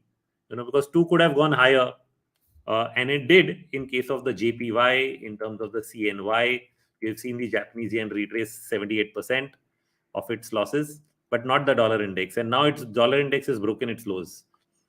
Another way to look at these things is take cross rates. So I study a dozen cross rates every day just to see whether the thesis I'm trying to paint actually shows up in many of the others. And one of the interesting cross rates to make that judgment was actually the British pound. Okay, so if you actually open a chart of the GBP, see, I'm continuously trying to switch to the white charts. All my markings I always save in black charts because I find that easier on the eye. The USD GBP over here, the British pound, okay, was in a rising trend, very similar pattern, looks like a wedge or a triangle. It's essentially, you can mark it ABCD, you can mark it WX, Y, Z. But basically, once you have completed E or you have completed Z, okay, so either this is E or Z, then you have started a downtrend in the USD GBP, which means the pound is getting stronger. And this is leading the way. If you see this, it broke this low much before the dollar index. Dollar index only broke now. So the British pound was sort of, and this was the intervention when you had the insurance sector crisis. Dollar was rising, bond yields were rising. They had to bail out their sector, in September of last year. That's exactly when the dollar topped out. So the British pound by nature, therefore, became the first currency to start strengthening after that bailout. Okay, and became the lead signal that the dollar is in the process of topping out. Nobody is going to let it go up any further from here because it is not in the best interest of any country. India sold $100 billion worth of its reserves to protect its currency. So what more can you say? So everybody is standing up against the rising dollar, not going to let it happen. That's a pattern you have to understand, which is not in the best interest of America itself either. Okay, so important to get that in your head. So we have multiple reasons from different angles to think why the dollar has topped out. I'm trying to convince the people who are still not convinced based on what we call technical market analysis, or what I call complete market analysis, looking at every factor from every angle to have all the answers, because I need to have the best answer that nobody else has, not being caught up in narratives and false talk, which is all over YouTube. And maybe sometimes because of lack of knowledge or depth, whatever it is, or lack of belief in systems. You can believe in one system fundamental, but you can actually decry the technical theory and analysis like the ones that I've just shown you, and that unfortunately can lead you to miss out on things that you don't respect or give importance to. I respect every part of market analysis. I just believe that each has its role and has a methodology and a way around it, and therefore should not be misinterpreted. That's about all I try to highlight, including when I turn a little bit negative on Astro. It has its application as well, but not the way most actors make you believe that it is. So I'm even highlighting that as a fact, that a lot of market analysis is wrong in its methodology and approach. That doesn't mean I'm always right on market, but I'm just saying that approach and use of methodology is critical. Otherwise, it will keep you on the wrong side of that approach unnecessarily for a prolonged period of time. I believe in using everything together. So I'm not the believer of only this science or only that science, only fundamental, only economic, only technical. I believe that they are all connected. Elliott waves allows us to connect fundamentals with a stock, economic cycles with the market, and sentiment with what is going on overall. And if I have all of that, then why not put it all together? You'll have a much better view of things and much higher accuracy, both on the big picture and the small picture. So moving forward, we have a confirmation from the dollar. We have a confirmation from Indian bond yields. The USD INR remains the last baby waiting to break. But if everything is showing weak dollar, eventually USD INR is going to break on the downside. So I have no doubts on my INR view. Breaking on the downside. The only thing I'm doing is in terms of calibrating what. In fact, this is also a long-term bull market. Just to tell you now, let me take it to a yearly chart. This is also a 1, 2, 3, 4, 5 trying to complete. Okay, and at the end of the fifth in the yearly chart, which has different subdivisions on a lower time frame, where I actually think now that this is 3 and 4, not what the yearly shows. Okay, this is a running triangle fourth, and this is a fifth. And this triangle, which is over here, I know somebody asked in the comments yesterday, what do you think about triangle being fourth?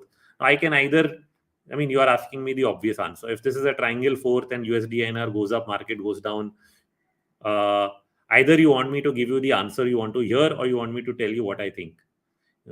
So if this is a fourth wave triangle, blah blah blah, yes, you already know the answer. So then I don't have to tell you that.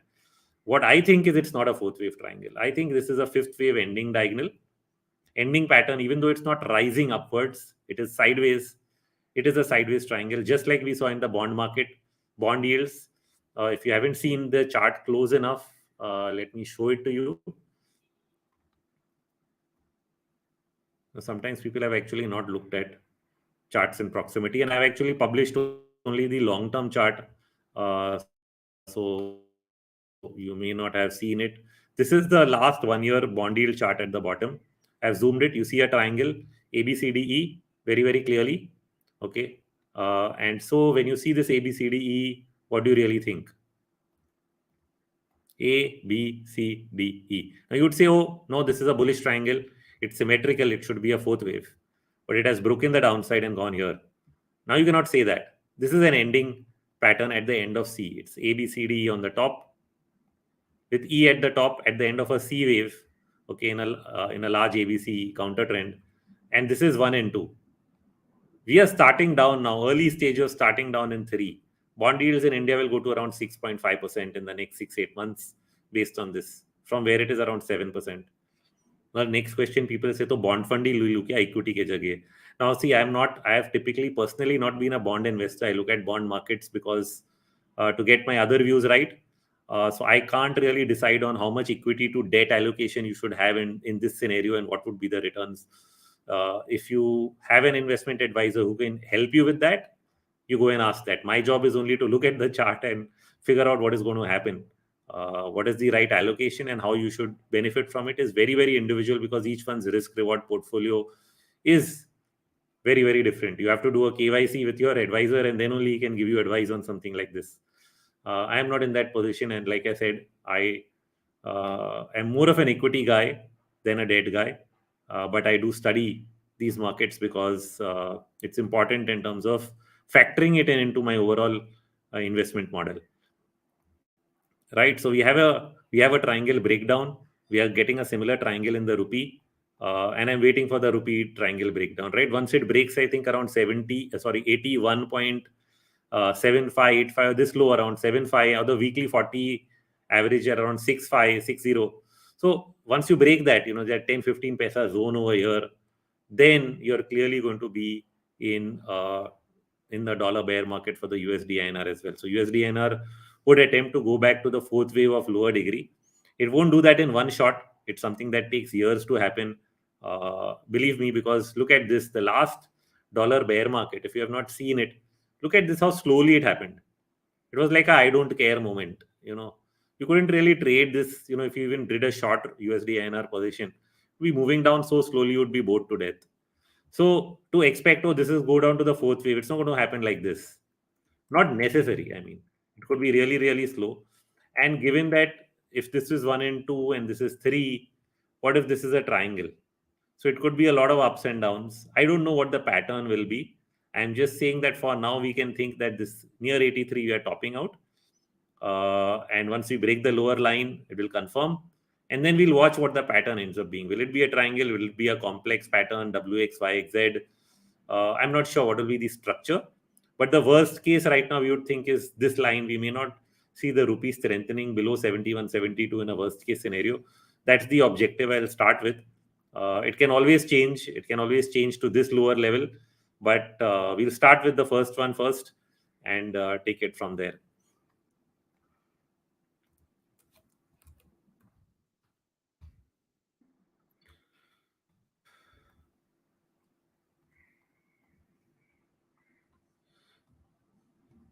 So the only, I think, now we have a couple of confirmations. The USD is just waiting to happen. One more, which I think is almost happened, but at the same time feels like on the edge, is the US bond market. I do think US bond yields have peaked. They're waiting to fall. I know the Fed meet is in the coming week, and some people are banging the table and saying rate hike, even though inflation data has been falling, and they have said very, very clearly that economic data is not their reason to raise rates. So if you're looking at, unemployment hasn't gone up, therefore they'll raise rates, they are very clear that's not going to be the reason. Okay. And if it is, they would have to justify, right? Why on a falling inflation data are you really raising rates? You have to justify when you have said in the last 3 meetings, we don't target economic data point. So I think it's again, it's like not listening to the Fed kind of narrative. So my sense is this meeting is what will trigger a bond rally and a dollar decline even more than ever before because of what he is going to say or how he's going to say it or the market's interpretation. My interpretation is that the most recent fall in bonds, that is rise in bond yields, was essentially the last. It is some kind of either a double top in bond yield or just a wave to a higher bottom in the bond price. And it already started to go up here. I think this will continue. It's going to go into a third wave. We are just waiting, for the Fed speak to aid this recovery. I think in the bond yield, and longer term it will end up looking like, in some cases, a double bottom. Okay, the weekly RMIs, for example, might already be in a bullish trajectory or bullish mode. I can check on that. Let us see. Let me just plot the weekly RMI for the US bond yield, because that's the last part of macro that I think will keep us on the right side of everything that I'm saying. That is falling bond yields, falling dollar, and emerging markets, specifically India, takes off, to the stratosphere. So we don't have a confirmation on weekly charts for the US bond yield. So it's so funny. Indian bond yields are confirming, US bonds are not. US dollar is confirming, Indian dollar is not. And those are just minor things which I think will eventually confirm. We need to watch out. But the biggest trigger to me, the falling dollar, is what I'm taking as a sign that we have, and Indian bond yields as a sign that we have crossed that line. It's pretty much confirmed in my mind. You're already starting to see a reversal in commodity prices and the emerging market index. So let's look at those two, which are essentially the signature for this. This is Bloomberg Commodity Index, and there's the EEM. Okay, that must be under a different folder.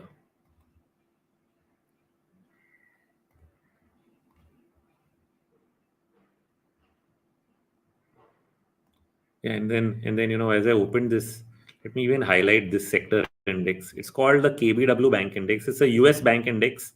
It has been used for years to promote the idea that US banks will fall apart. Even then, they went back above the 2008 highs a bit. Okay. More recently, I've used it to take a call that US banks have bottomed out. You can already see them going up after the recent results. The reason for that call was very, very simple. I just marked ABC on this chart, where C is exactly 5 waves, as I'm showing you right now. And C is also equal to A in terms of size, A and C. In short, when an ABC correction is over, US banking crisis is over. Okay. If you're still waiting for the next US bank to collapse and the world to follow that, you're writing your own collapse. Okay. So don't do that. This is what Elliott Waves tells you. ABC, bear market in US banks is over and it's already recovering. Okay. The US bull market is getting more broad based with the participation of banking and the participation of the small stocks from the Russell 2000. It's already happening. Okay. So I'm going to focus more on the markets that interest us from an India perspective. First is to know that yes, emerging markets are coming back. So this is the EM index. It retraced 50% and then has been making higher bottoms because various other markets, except for I think China, which is still near a 60% retracement point, forming some kind of triangle. So I think China is the only odd guy pulling this index down. Every other market is starting to break out, whether it's Taiwan, Thailand. They've all started their moves. It's only China, and in China also have started to like and look at the China A50 index instead of the Shanghai Composite. It just has a cleaner chart in terms of the 5-wave advance. So actually, I can look at that on investing because I have these screens.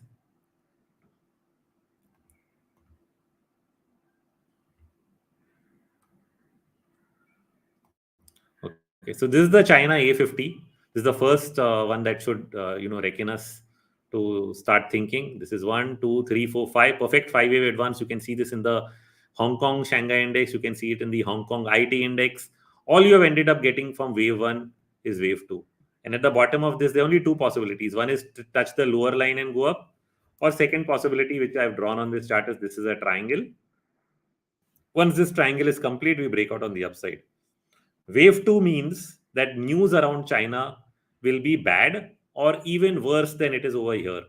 So when you make a higher bottom on news that is as bad or worse than it was at the bottom, this was COVID lockdown, okay, and this is despite COVID lockdown, China is going to get into trouble. That is the news today. So when the news is bad or badder than it was here, it confirms wave 2. It gives me super confidence that this is wave 2 and China is going to explode in wave 3, which means China must be about to do a stimulus or whatever they'll do. I don't care what they'll do. China stocks are going to go up in the next 6 months. Doesn't matter. They may go up less or more than the world. You can have that relative argument. I'm not a relative trader. But if you need to get this argument out of the way from the emerging market index, well, it is the best one, most obvious one that China is not coming to the end of the world. Now, so that takes us to emerging markets. Emerging market is very simple. It's 1 and 2. And then it's trying to emerge from there because China's pulling it down while others are pulling it up. And so you see a slow advance, which will, I think, gather momentum because China has almost a 40-50% weightage. Will gather momentum only once China starts to participate. Okay. And in the big picture, just like I spoke of, we saw Y2K, we have actually seen a deep wave 2 in the emerging market index.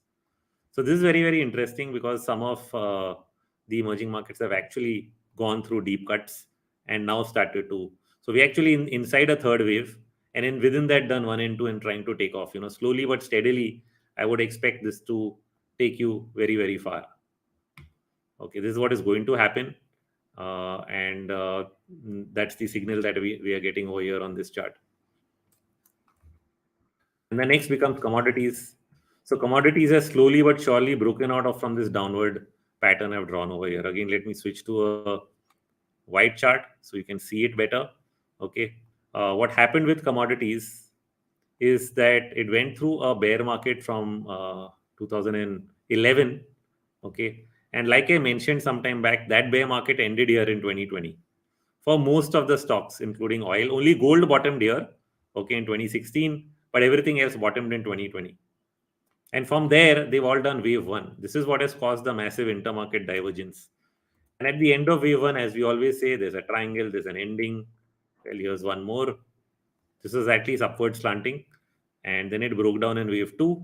And now we are starting wave 3, which is already being signaled. I think the weekly RMI might already be bullish looking at this breakout. Okay, we already broken out of this. You can draw it this way or you can draw it this way. You can do triangle or you can do, I'll do WXYZ. I'll not call it a triangle. It just visually looks like that. It's not even overlapping from here. So I'll call it WXYZ. And then from there, we have probably done the initial 1 and 2 and starting to do 3 up.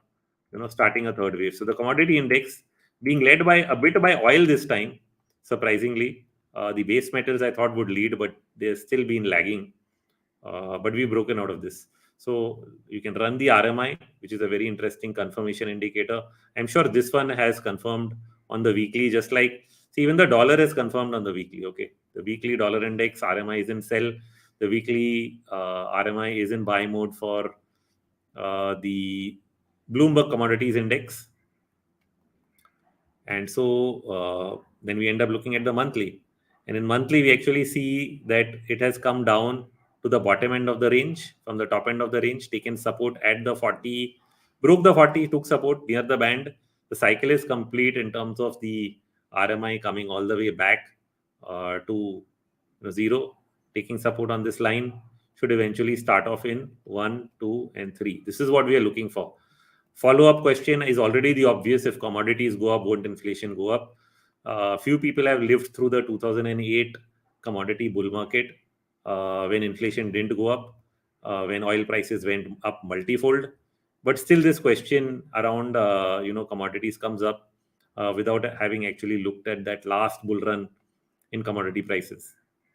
So, commodity index went up how many times, and still you didn't have 15% inflation. Why? Because I mentioned in the beginning, globalization, supply chains. This year's inflation is really, I think, if you put it in that context, is really supply chain, right? Global supply chains breaking down due to COVID was really the problem, and then excessive pent up demand. And once all of that normalizes, why should you have hyperinflation? It doesn't. The reason doesn't exist. The only reason for inflation is that government is spending more today than it was doing last time, which they need to manage by not expanding monetary policy too fast. I think that's sort of the game for the Fed in the US. As long as they can do that, you will not ignite demand to a point where inflation needs to skyrocket. And the commodity price might not have to do so much with it, because that's just an input price. And so if you can manage that game, you can manage inflation at a higher but not too high level, then it creates an environment, what we call a Goldilocks environment, which is not just for India but for most global markets that depend on things like that. You will not get multiple rounds of an inflation cycle, inflation problem like you did in the 1970s or 40s. Okay, so that's not a necessary outcome. It is possible. You can even go through the 40s type cycle, which is what I've written in the long short report, that you can get multiple rounds. I've tried to play with the idea that yes, this is what will happen. That is the expected pattern, that you get multiple rounds of inflation, which is why I've shown that inflation chart. I think, yeah, this one. So this chart, the reason for me to show this chart was essentially that if you do something like this, like the 40s, where the government is spending and the Fed is keeping rates low, you can have many rounds of inflation, control it, then another round. And each time you try to control it, at the end of that deflation or disinflation, you get a mild recession, which you got in 45, then you got in the late 48, 50. But none of those mild recessions really caused a big stock market sell-off. They just caused a retracement of 23 to 38%. And then that bull market went on. And so if that is the case, then that's probably the worst case scenario, that you have multiple inflation cycles. But that only means that the market moves up in stages rather than one way, which you can see if you simply open the chart of S&P 500. Okay, if that's the sense you want, you open a chart. Okay, open a 100-year chart of the S&P 500 and look what happened during these inflation cycles, late 30s, for early mid 40s, all the bear markets that occurred at that point of time. Okay, I cannot see so much data here, so I'll just go to DJI.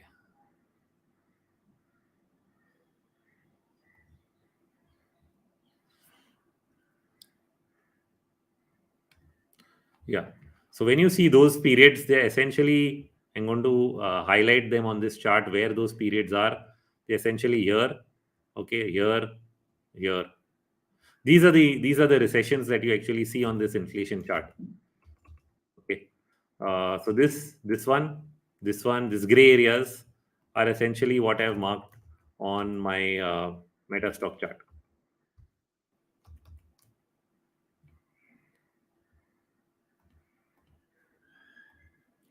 So if that's the case, we can move ahead in that format as well. Okay. And in that sense, then the current wave looks very, very similar, right? Because it's actually done nothing more than just dip a bit because of inflation. It's a very small dip, which compares with these type of rounds, you know, which is the game plan, which was the original game plan, was really to bring down the debt through inflation, right? With what was coined as modern monetary theory. It's very simple math that if you can live with not too much inflation in when you're actually trying to do a theory based on what is it called debt, okay, and you divide it by GDP, okay, debt is the numerator, GDP is the denominator. All you're trying to do is increase GDP. If you increase GDP, debt goes down, and you're increasing nominal GDP. So when you're increasing nominal GDP, it's a function of growth plus inflation. Okay, so it's not only growth. If you get inflation, also nominal GDP goes up, and if you can get a combination of both, it goes up faster, and your debt to GDP ratio comes down. Now you need to do that without really triggering a debt crisis, interest rates that are too high to repay or uh, what do you say, refinance your debt, you know. And so that's sort of the game, you need to keep trying to play that. As long as you can play that, you can go through a period like the 1940s. I think that's in a nutshell the environment. I think I'm pretty clear in my mind that the thing to focus on, of course, is India, because I am here. I want to invest in core sectors. The environment broadly is favoring a reflation and a boom across cyclical sectors, which have started to outperform, and a few new sectors that have become big, which is manufacturing and defense, and the breakout sectors, which is power, capital goods, real estate, metals, oil and gas. And that is where I would focus for most of the gains. Of course, there can be other outliers, individual companies that are doing something, but this is just the broad sense of where I think the bull market is going to be and the factors that are going to drive it. And I hope, I thought I'll only talk for half an hour, but it's so difficult when I try to cover everything. I end up talking longer than I even believe I can. So I hope I've not bored everybody. We'll move to questions, Chavan, because I'm sure there are a lot of them. Hopefully, I've answered Yeah. half a dozen of them along the way. But Yes. Yeah. Am I audible, Rohit? I can hear you. Yeah. Wonderful presentation, Rohit. Rohit, before we start up the Q&A, if you can go through the Strike platform and showcase the analytical tool, that will be great, and then we can open up to the Q&A, please. Yeah, for everybody who's not yet taken a look, and for those who have, uh, this is something that you're going to get addicted to once you use it. Okay. uh, Hats off to Chavan and the team with him for putting it together in terms of the way the screens are. I know the first time a lot of people look at it, they start wondering, what do I do here? Because we've designed it in such a way that you don't really have to scroll here and there looking for information, and it's very easy to really zoom into any particular segment if you click on this zoom in zoom out, and it gives you a different feel of you gives you a deeper look at that particular segment, and it even gives you certain additional menu items to further sort inside this and look at different ratios once you go inside a segment. So that is the beauty of how it is designed. Plus, at the same time, you can open different tabs from the left. These are the main menus. Okay, so how do you come here? First step, if nobody's come here, it's just web.strike.money. That is the URL, web.strike.money, right? Strike. So Strike is the platform that we are calling it.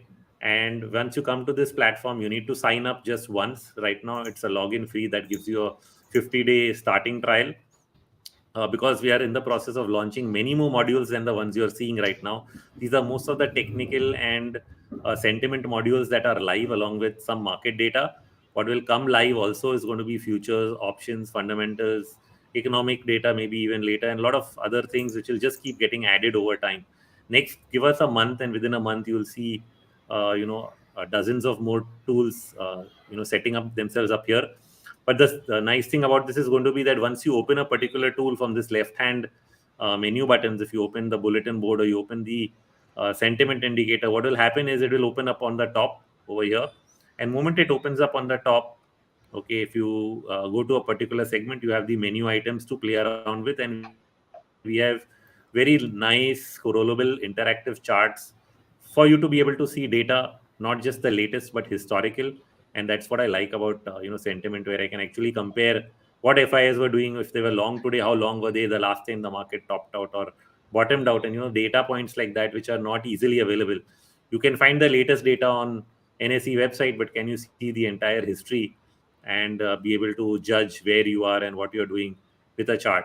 Similarly, I don't know anybody who has breadth charts.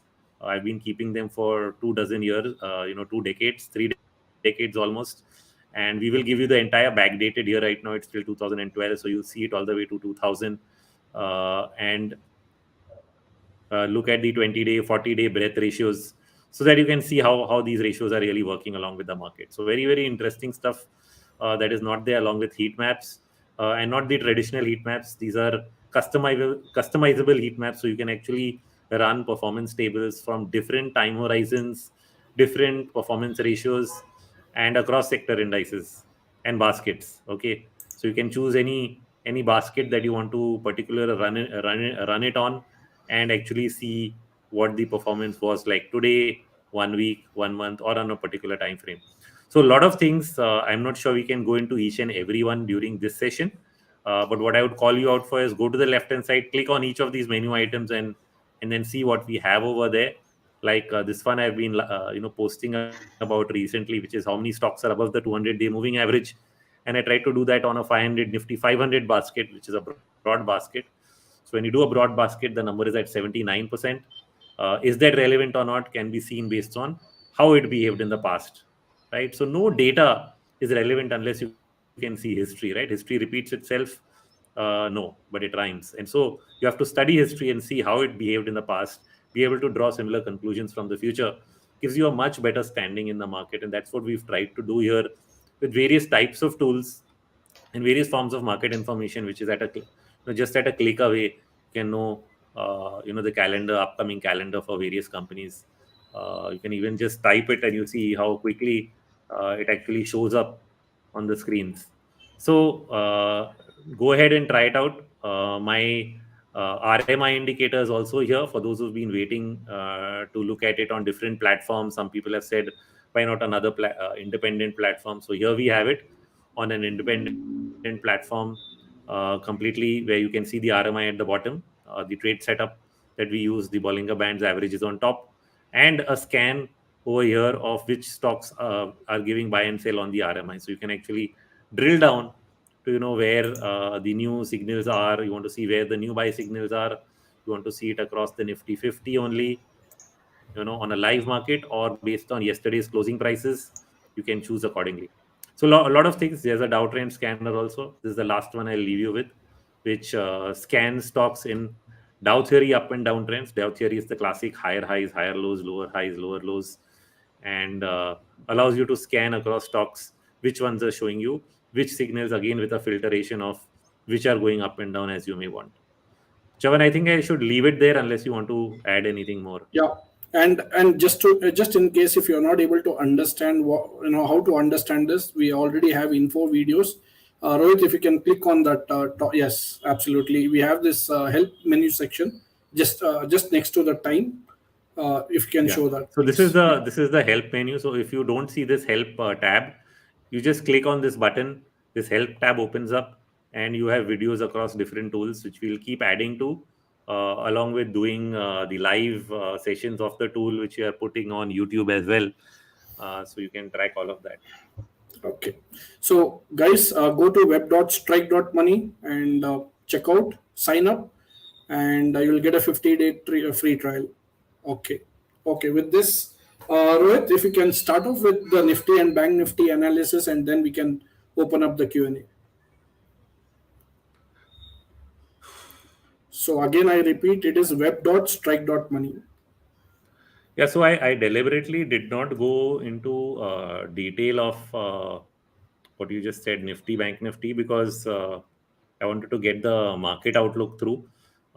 Nifty, so what we are really saying longer term is that we are starting to count a fresh wave from the COVID lows. That is how I want to think about it, which means that I'm actually marking this in line with the sector charts where you're done 1 and 2. I'm trying to mark this as 1 and 2 and 3.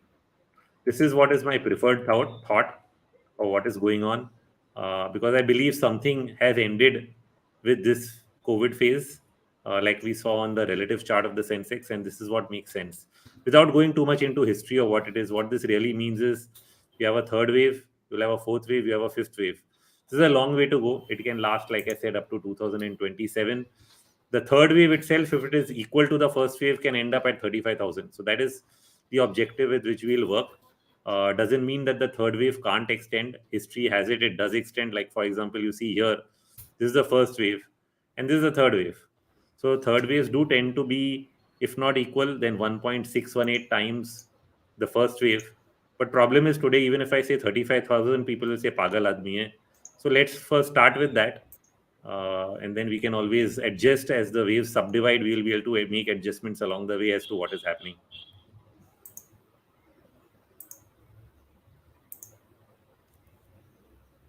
Now, if I do something similar for Bank Nifty, okay. So Bank Nifty is also similarly interesting No, and has we already are got actually two having a long subdivisions. shot. We already have two subdivisions. We have 1 and 2 over here, and then another 1 and 2 here. So somewhere we are in 3 of 3 when I think of Bank Nifty. Unlike Nifty, I have not taken this entire phase as a WXY pattern. This entire phase. In Nifty, what I've done, I've taken the whole phase as 2. In Bank Nifty, I've taken as 2 1-2s. We'll see how that goes and sort of adjust itself later on. But this is the marking that I'm thinking of. Note this again here, this entire phase, whether it's 1 2 3 4, these are all thoughts. Whether you take this as 1 2 3 4 or something else having concluded in 2020, what I end up doing is from here I'll start marking it as a fresh impulse on the way up, and we'll figure out the backdated counts as we go along. So yeah, last thing first is, yeah, if this is equal, what does it look like? Close to around 80,000, which is again a crazy number. It's not even 50,000. If the third wave is even equal to the first wave, you get a number which is over 80,000. Chavan. Yes. Okay. What about gold and silver, Rohit?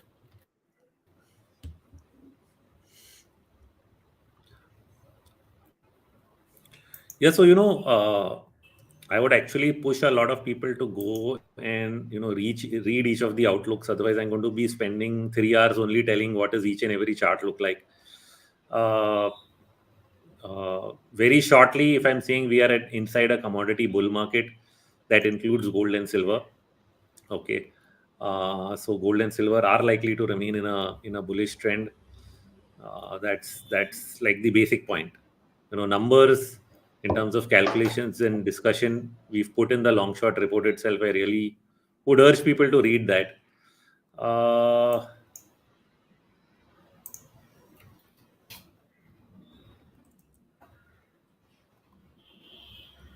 but to get a sense of the wave count, for those who've not seen it, it's something like this right now. So my fifth wave right now, the top end of the channel is itself around 2700. And I don't know, fifth wave will be equal, will it be extended? Or is this even fifth, or this is a further subdivision of 1 2 1 2? We still have many more to go. Chavan? Yeah. Okay. Fine. So let's come back with the questions. Okay. Rohit, Prabhat wants to know your USD JPY view, please.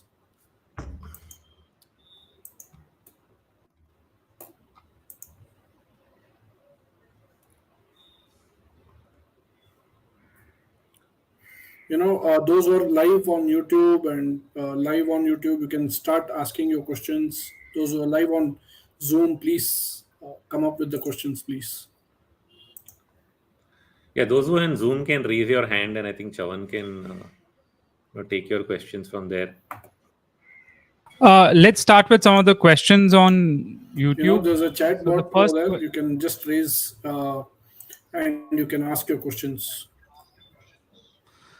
so Rohit, the first question we have from Prashant Desai. He says, "What will be impact on pharma and IT and other export-focused sectors in Okay. India of this USD INR playing out?" So the last time USD INR was flat to down was again 2001, 2008. Did IT stocks do well? They did average. They didn't go down. They definitely went up. They just went up less than the growth sectors of that time, because the growth sectors were really moving up much more rapidly, whether it's in infrastructure or capital goods. And so that's something to understand. You'll have to be in the IT sector, you'll have to be very, very stock specific in your choice, because globally there is an IT boom, which again cannot be ignored. And there is a lot happening around AI, a lot of business happening around it. So companies that adapt and manage to grow their businesses in those areas definitely do much better than others. So your choice there becomes important. I don't think the same business model will work. That's the broad thought. So, but you cannot have this thinking that rupee gets strong, IT stocks will not do well. If your investment in IT stocks is only a rupee play, then definitely that's a bad IT stock. Or if it's only a labor arbitrage play, then it's a bad IT stock. You'll have to go beyond that, is the simple answer. Okay. On JPY, Rohit, let me just answer your JPY question. See, on JPY from 2011, we have completed a larger ABC, as I'm showing over here, where the B wave was essentially a triangle. Okay. So now what you're going to get is start of a new impulse down. Then this B wave is just the initial point, which is around 100 that you need to get back to. So from wherever we are right now, at least let's get back to 100. We will then try and map what that next leg down looks like. Is it an impulse or is it just going to be another ABC and then up? We don't know. But right now, I would think the trend is down. Yeah, shoot. okay. Yeah, okay. Nifty The IT view, next please. question Nifty we IT have. and pharma. And of course, Prashant wants to know what will be the impact on pharma and IT and other export focused sectors in India of this if dollar INR playing out.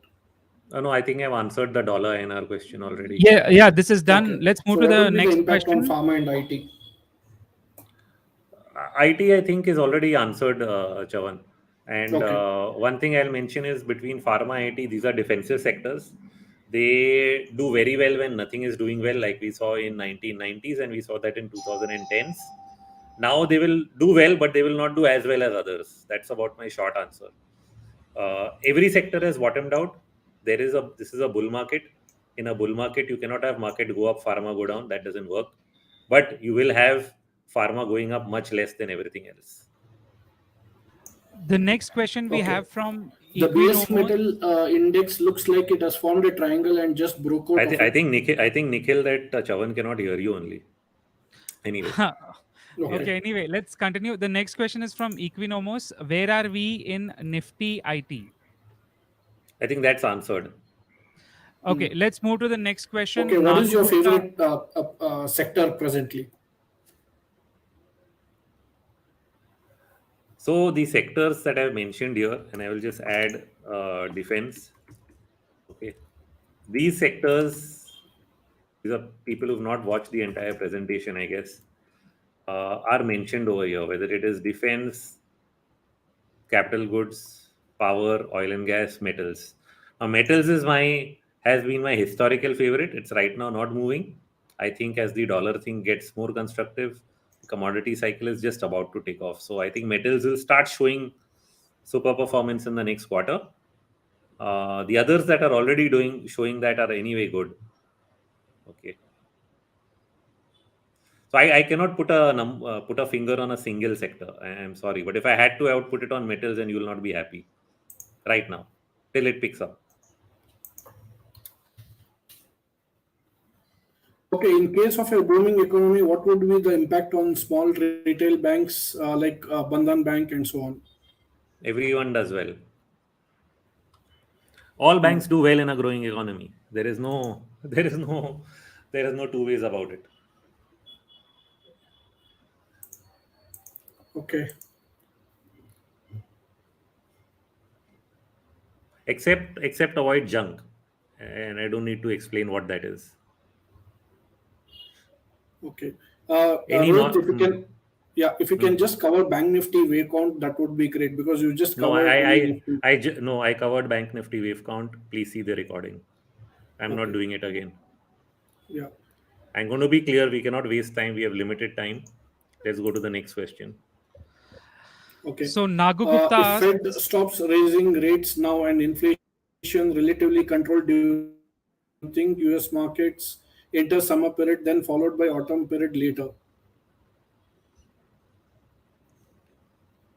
I didn't get your question. The question from Mr. Aditya is if the Fed stops raising rates now, okay, and inflation relatively controlled, do you think US markets enter summer period and then followed by autumn period later? No, summer is something which comes after spring. We are only at the end of winter. So you can only get spring. Spring can last for 20, 30 years. So you do understand quantitative cycle is a multi-year analysis. So if you ask a long wave question, it cannot be, oh, summer after winter. I mean, this year summer, next year winter. It doesn't work that way. Winter can last for 10 years. Spring can last for 20, 30 years. We are starting spring. We are at the end of winter and trying to transition into spring. It's a multi-year process of bringing down debt and growing the economy. Okay, and this is a question on Infosys, Rohit. Have you ever seen Infosys ever reduce the guidance so much? Yeah, I got infamous on that when I was in Sher Khan in 2001.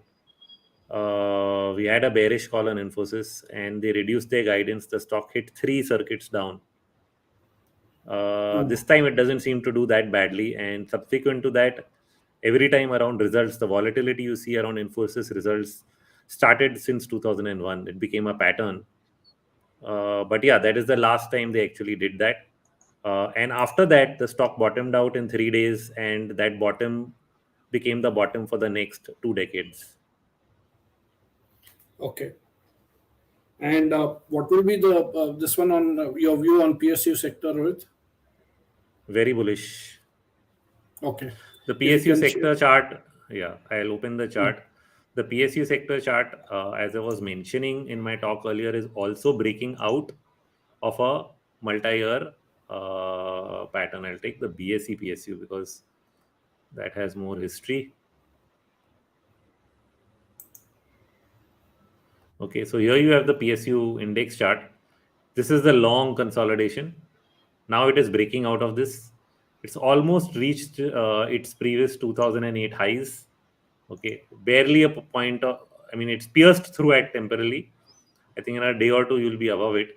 And once you're through this level, basically it is in line with what I think is on every index, what I'm doing the same thing. 1 and 2 and 3 has started. So again, there's a smaller 1, 2, 3, and there'll be a 4, and so on.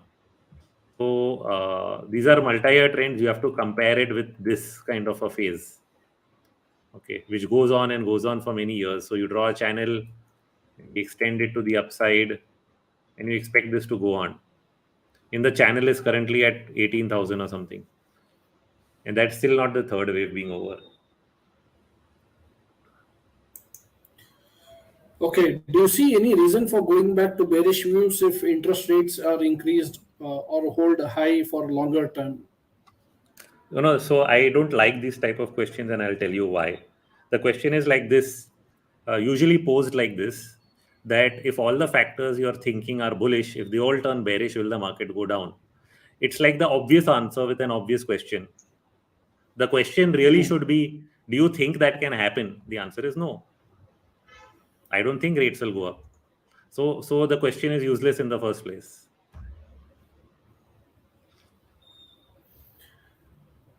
Okay.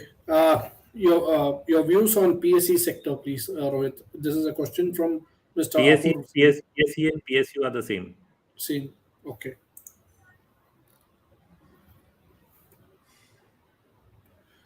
Okay. Any more questions, ladies and gentlemen? Please start So, throwing up. Nikhil, Yeah. you had something. We had some questions from YouTube. So let's start. Um the most Okay. recent There's question a is question by from TR Raghavan. Shriram. He I'm just asks, going to unmute him. Shriram, you can ask your question, please.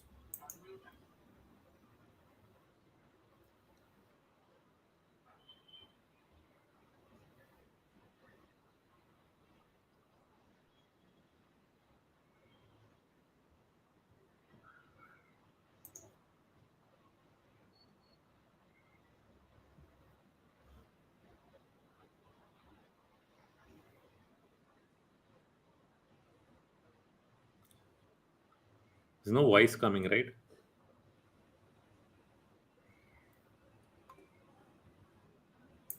Yes, Shriram, go on, go on. Yes, yes.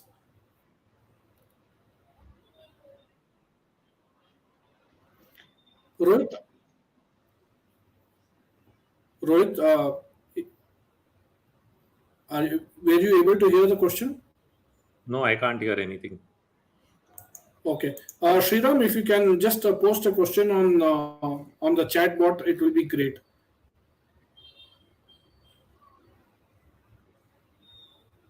Okay. Rohit, Okay, I can hear yeah, him. I can hear him now. okay.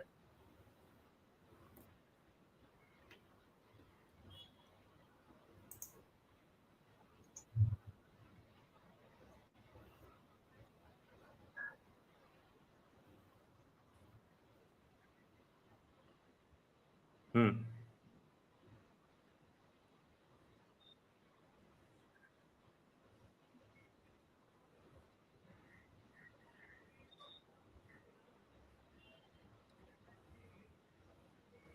Hmm. Hmm.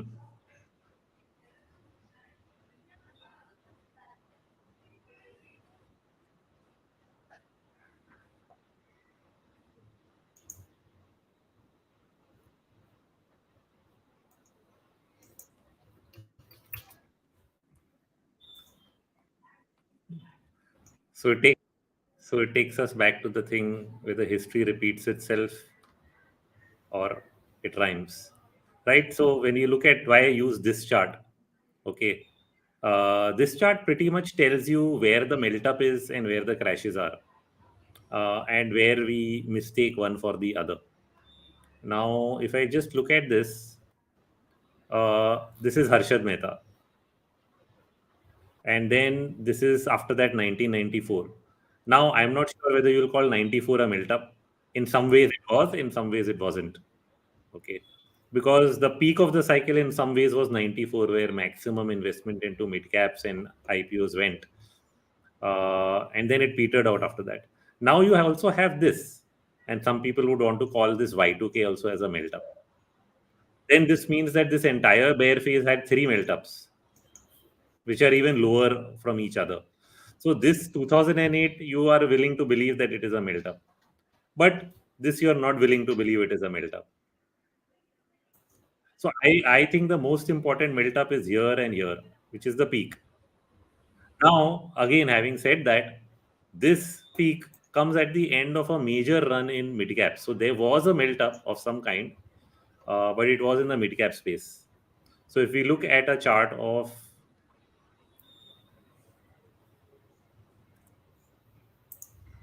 BSE mid cap,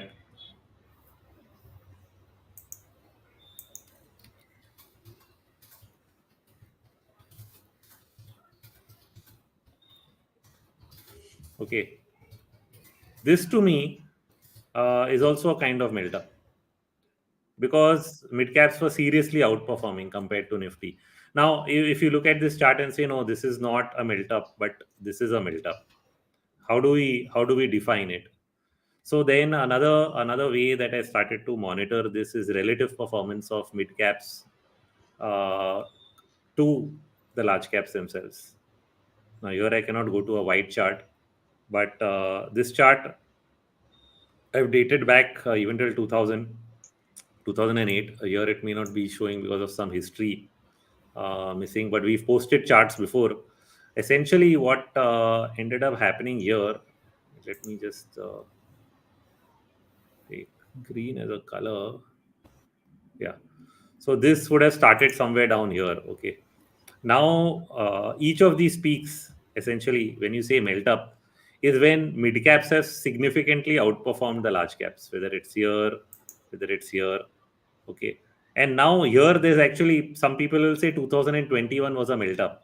But when you look at this, it's hardly a melt up on relative performance of mid caps. And it was far lower than where we were in 2020 as well. So the last melt up in relative performance of mid caps to large caps was actually over here in 2018.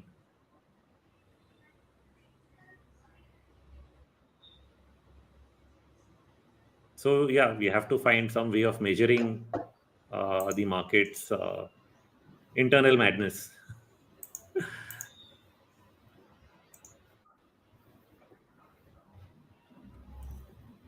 Okay, next question is from Kumar Gaurav. Kumar, you can unmute. You can ask your question, please.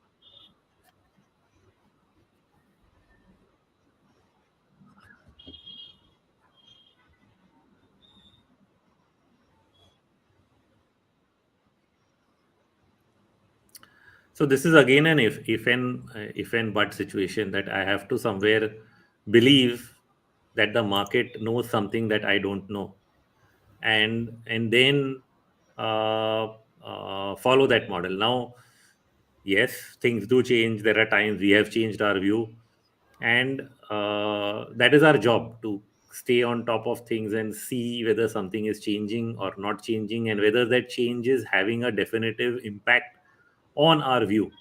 To give you an example, 2 years ago, I thought the dollars was already in its bear market, and that was fine because markets were going up based on what I would expect in a falling dollar environment where metals are doing well and equities are doing well. Then all of a sudden, the dollar started to go up. So, should I change my view now because the dollar is going up? Now, simply put, I didn't. For almost 6 to 8 months, I didn't, because it was having no impact. The dollar was not having the kind of impact it should have in either bringing down equity prices or bringing down the commodity cycle. And so we ignored it for as long as we could. And then when prices were still under pressure, we went with the bearish view for a while. But the fact is that it didn't play out that way. So you have to really weigh these factors long term based on what impact they had. It is very easy to get carried one way or the other. Ki ye hoga to ye hoga. I know we all want a simple answer. But that is why now what do I have? This chart which I was showing of, say, a Larsen and Tubro on the chart. I have to ask myself this question: is the market lying to me that the stock price is at a new all-time high, or does the market know something that I don't know? I mean, it is broken out of a 10-year range. And I have to answer this question. And this question is across sectors. Like, it is not that it is only happening in capital goods. It is happening in capital goods, metals, PSU, banking. Now, if you have half a dozen sectors breaking out of their last congestion zone, going into new all-time high. But I'm trying to tell myself, no, this is a bubble, something will change and something will go wrong. Then I cannot participate in this market.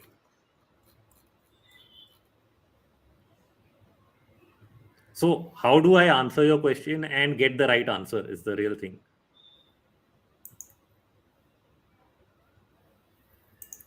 Okay. Rohit, your view on the insurance sector, please. So we don't have an insurance sector index, but if I simply look at the pattern of some of the key insurance stocks in the sector, okay.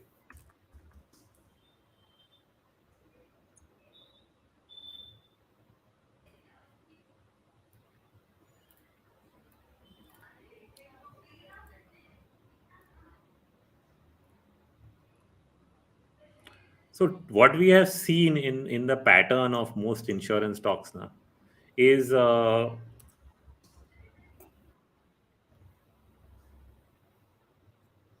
what have I opened. But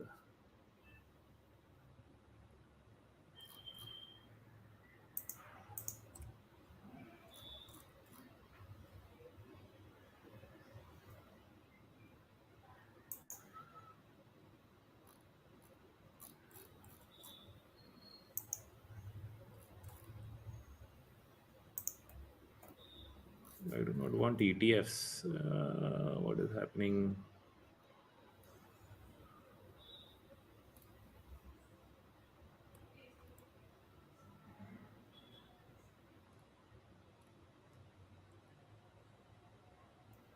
तो ये सब ETF ही दिखा रहा है. एक HDFC.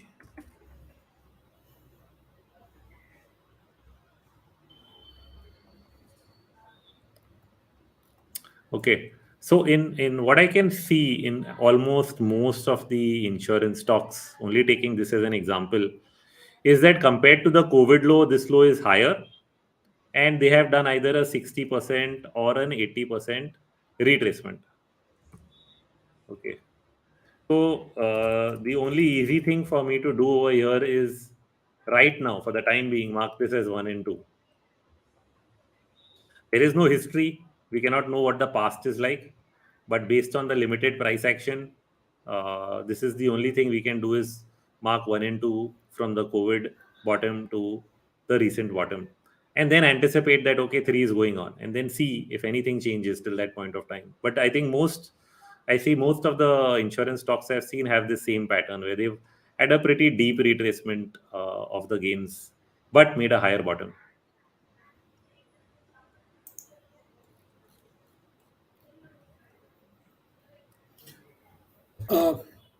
Okay.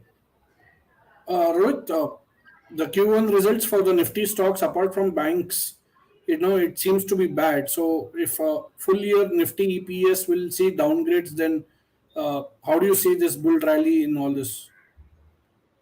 No, I don't think without having the full quarter's earnings, we can answer that question properly. Because if the overall Nifty earnings grow at even 15% for this quarter, then it's a different scene. So some numbers are bad, some numbers are good. Most of the bad numbers are coming from the oil and gas metal space.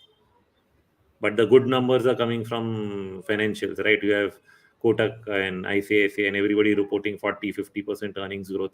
So you need to see the overall number at the end for all the sectors. And unless you see that, rest is guesswork. If earnings come down, will the market come down? I mean, what kind of question is that? It's like the answer and the question is the same. Okay. From a risk management angle, Rohit, if how much percentage of investments do you reduce if, in case your view changes? How do you manage risk? This is a half an hour to 1 hour mentorship session question. But the simple answer will be you need to use some long term tools to really judge whether the trend is breaking. In your particular stock, 20 portfolio, you use some tool of trend, whether it's a long term moving average for that stock. Okay. Some stocks will break it, some will not. That's what happens every time. And that is where you think of reducing weightage. I would not only use one tool, I will use four or five and give them weightage. So if I give weightage to each tool, as each another other every tool starts to confirm a trend reversal, I would reduce to that extent. That is one way of dealing with it, because nobody really likes to sell all his investments long term. You want to reduce and increase the weightage based on what is happening in the market. So you build a toolbox that tells you, okay, this is not confirming, this is not confirming. 20% of the tools or 30% of the tools are not confirming. So I can reduce the weightage by 30%. That kind of action can be taken to manage risk. Okay, we'll take up couple of questions from the Zoom platform. Abhijit Ghosh, you can unmute and you can ask your question, please.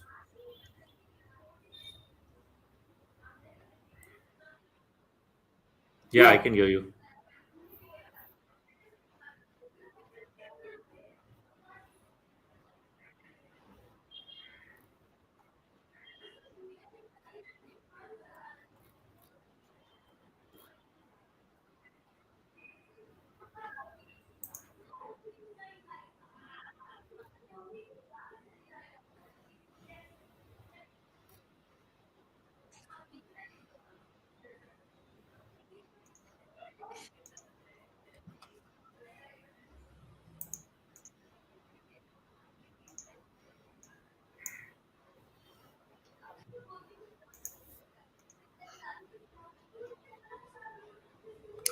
So, see, in my view, it is not only liquidity based. Liquidity is definitely a very helpful factor in propping up markets, but governments around the world are supporting this growth through their own spending programs on infrastructure and capital.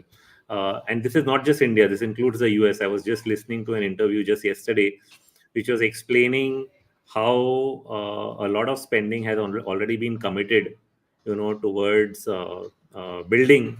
In the when they went, they had this they had this spending budget on a non-inflationary, disinflationary basis. They came up with a budget to spend on certain things. Now wherever that spending is and goes into hundreds of billions of dollars, it ends up stimulating growth in certain areas, which is why if you look at US market, see, people don't do an across the board look at even the US. If you simply go at look at cross sectoral, so I have done an all indices kind of chart on investing, and you open things like US industrials, you look at US oil and gas, you look at US materials index. Okay, those are all making new highs day after day. Okay, so if you do a Dow Jones basic material index, you'll see a slightly different chart. If I take a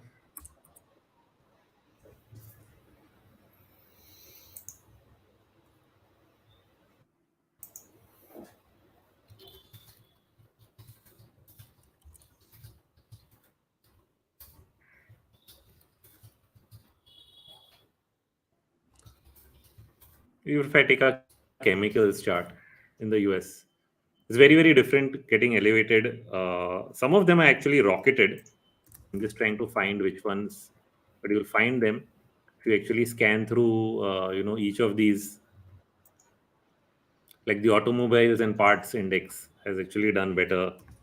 Now, what I'm trying to highlight is what is happening is that spending across different segments of uh, the market has actually led to uh, a much broader, participation and improvement in the economic activity. So it's not only liquidity. That is my main point. We shouldn't just think that this is only a liquidity driven rally. That is not the case. And in India, same thing. Capex spending by government was up 30% in the budget itself.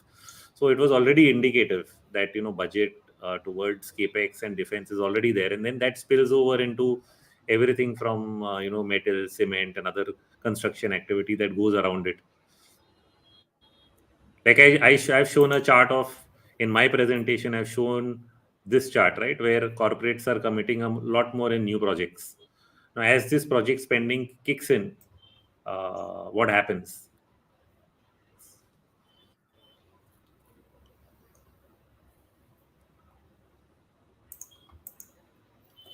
Okay.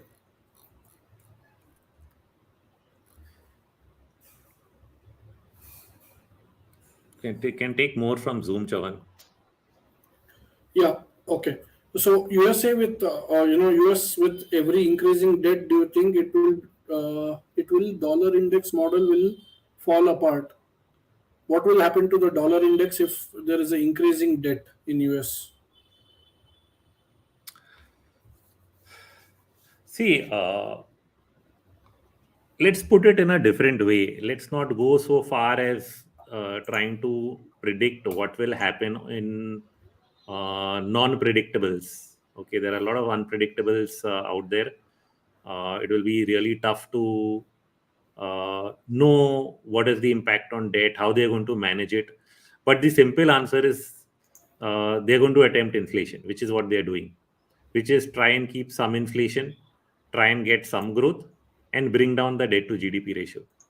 Okay, that is what is going to happen. So you think the debt will go up, but if there's inflation and there's growth, the debt to GDP will come down. The value of debt doesn't matter. What matters is what is going to be the debt to GDP ratio. Okay, so all the policies right now are working towards doing that. Okay, fine, Rohit. So in the meanwhile, let's continue with the Zoom session, but we'll have to end the broadcast in StreamYard Okay. because taking up the questions here, they'll not be able to hear over there. So if you can just announce in StreamYard that we are ending the session because they're not Okay. able to hear me. So yeah. Yeah. Okay. Okay. So essentially, what we are doing is we are ending the live streams right now, which are running on YouTube, Twitter, and so thank you all for participating in the live streams across our platforms. We are going to be, probably posting these recordings later on the India Charts platform for people to watch. We will continue with the Zoom session, so people who signed up for Zoom can join us there for additional Q&A, and we probably end this session by 12:30. Right now it's close to around 12 o'clock. So that is it. Thank you all for joining us from various platforms.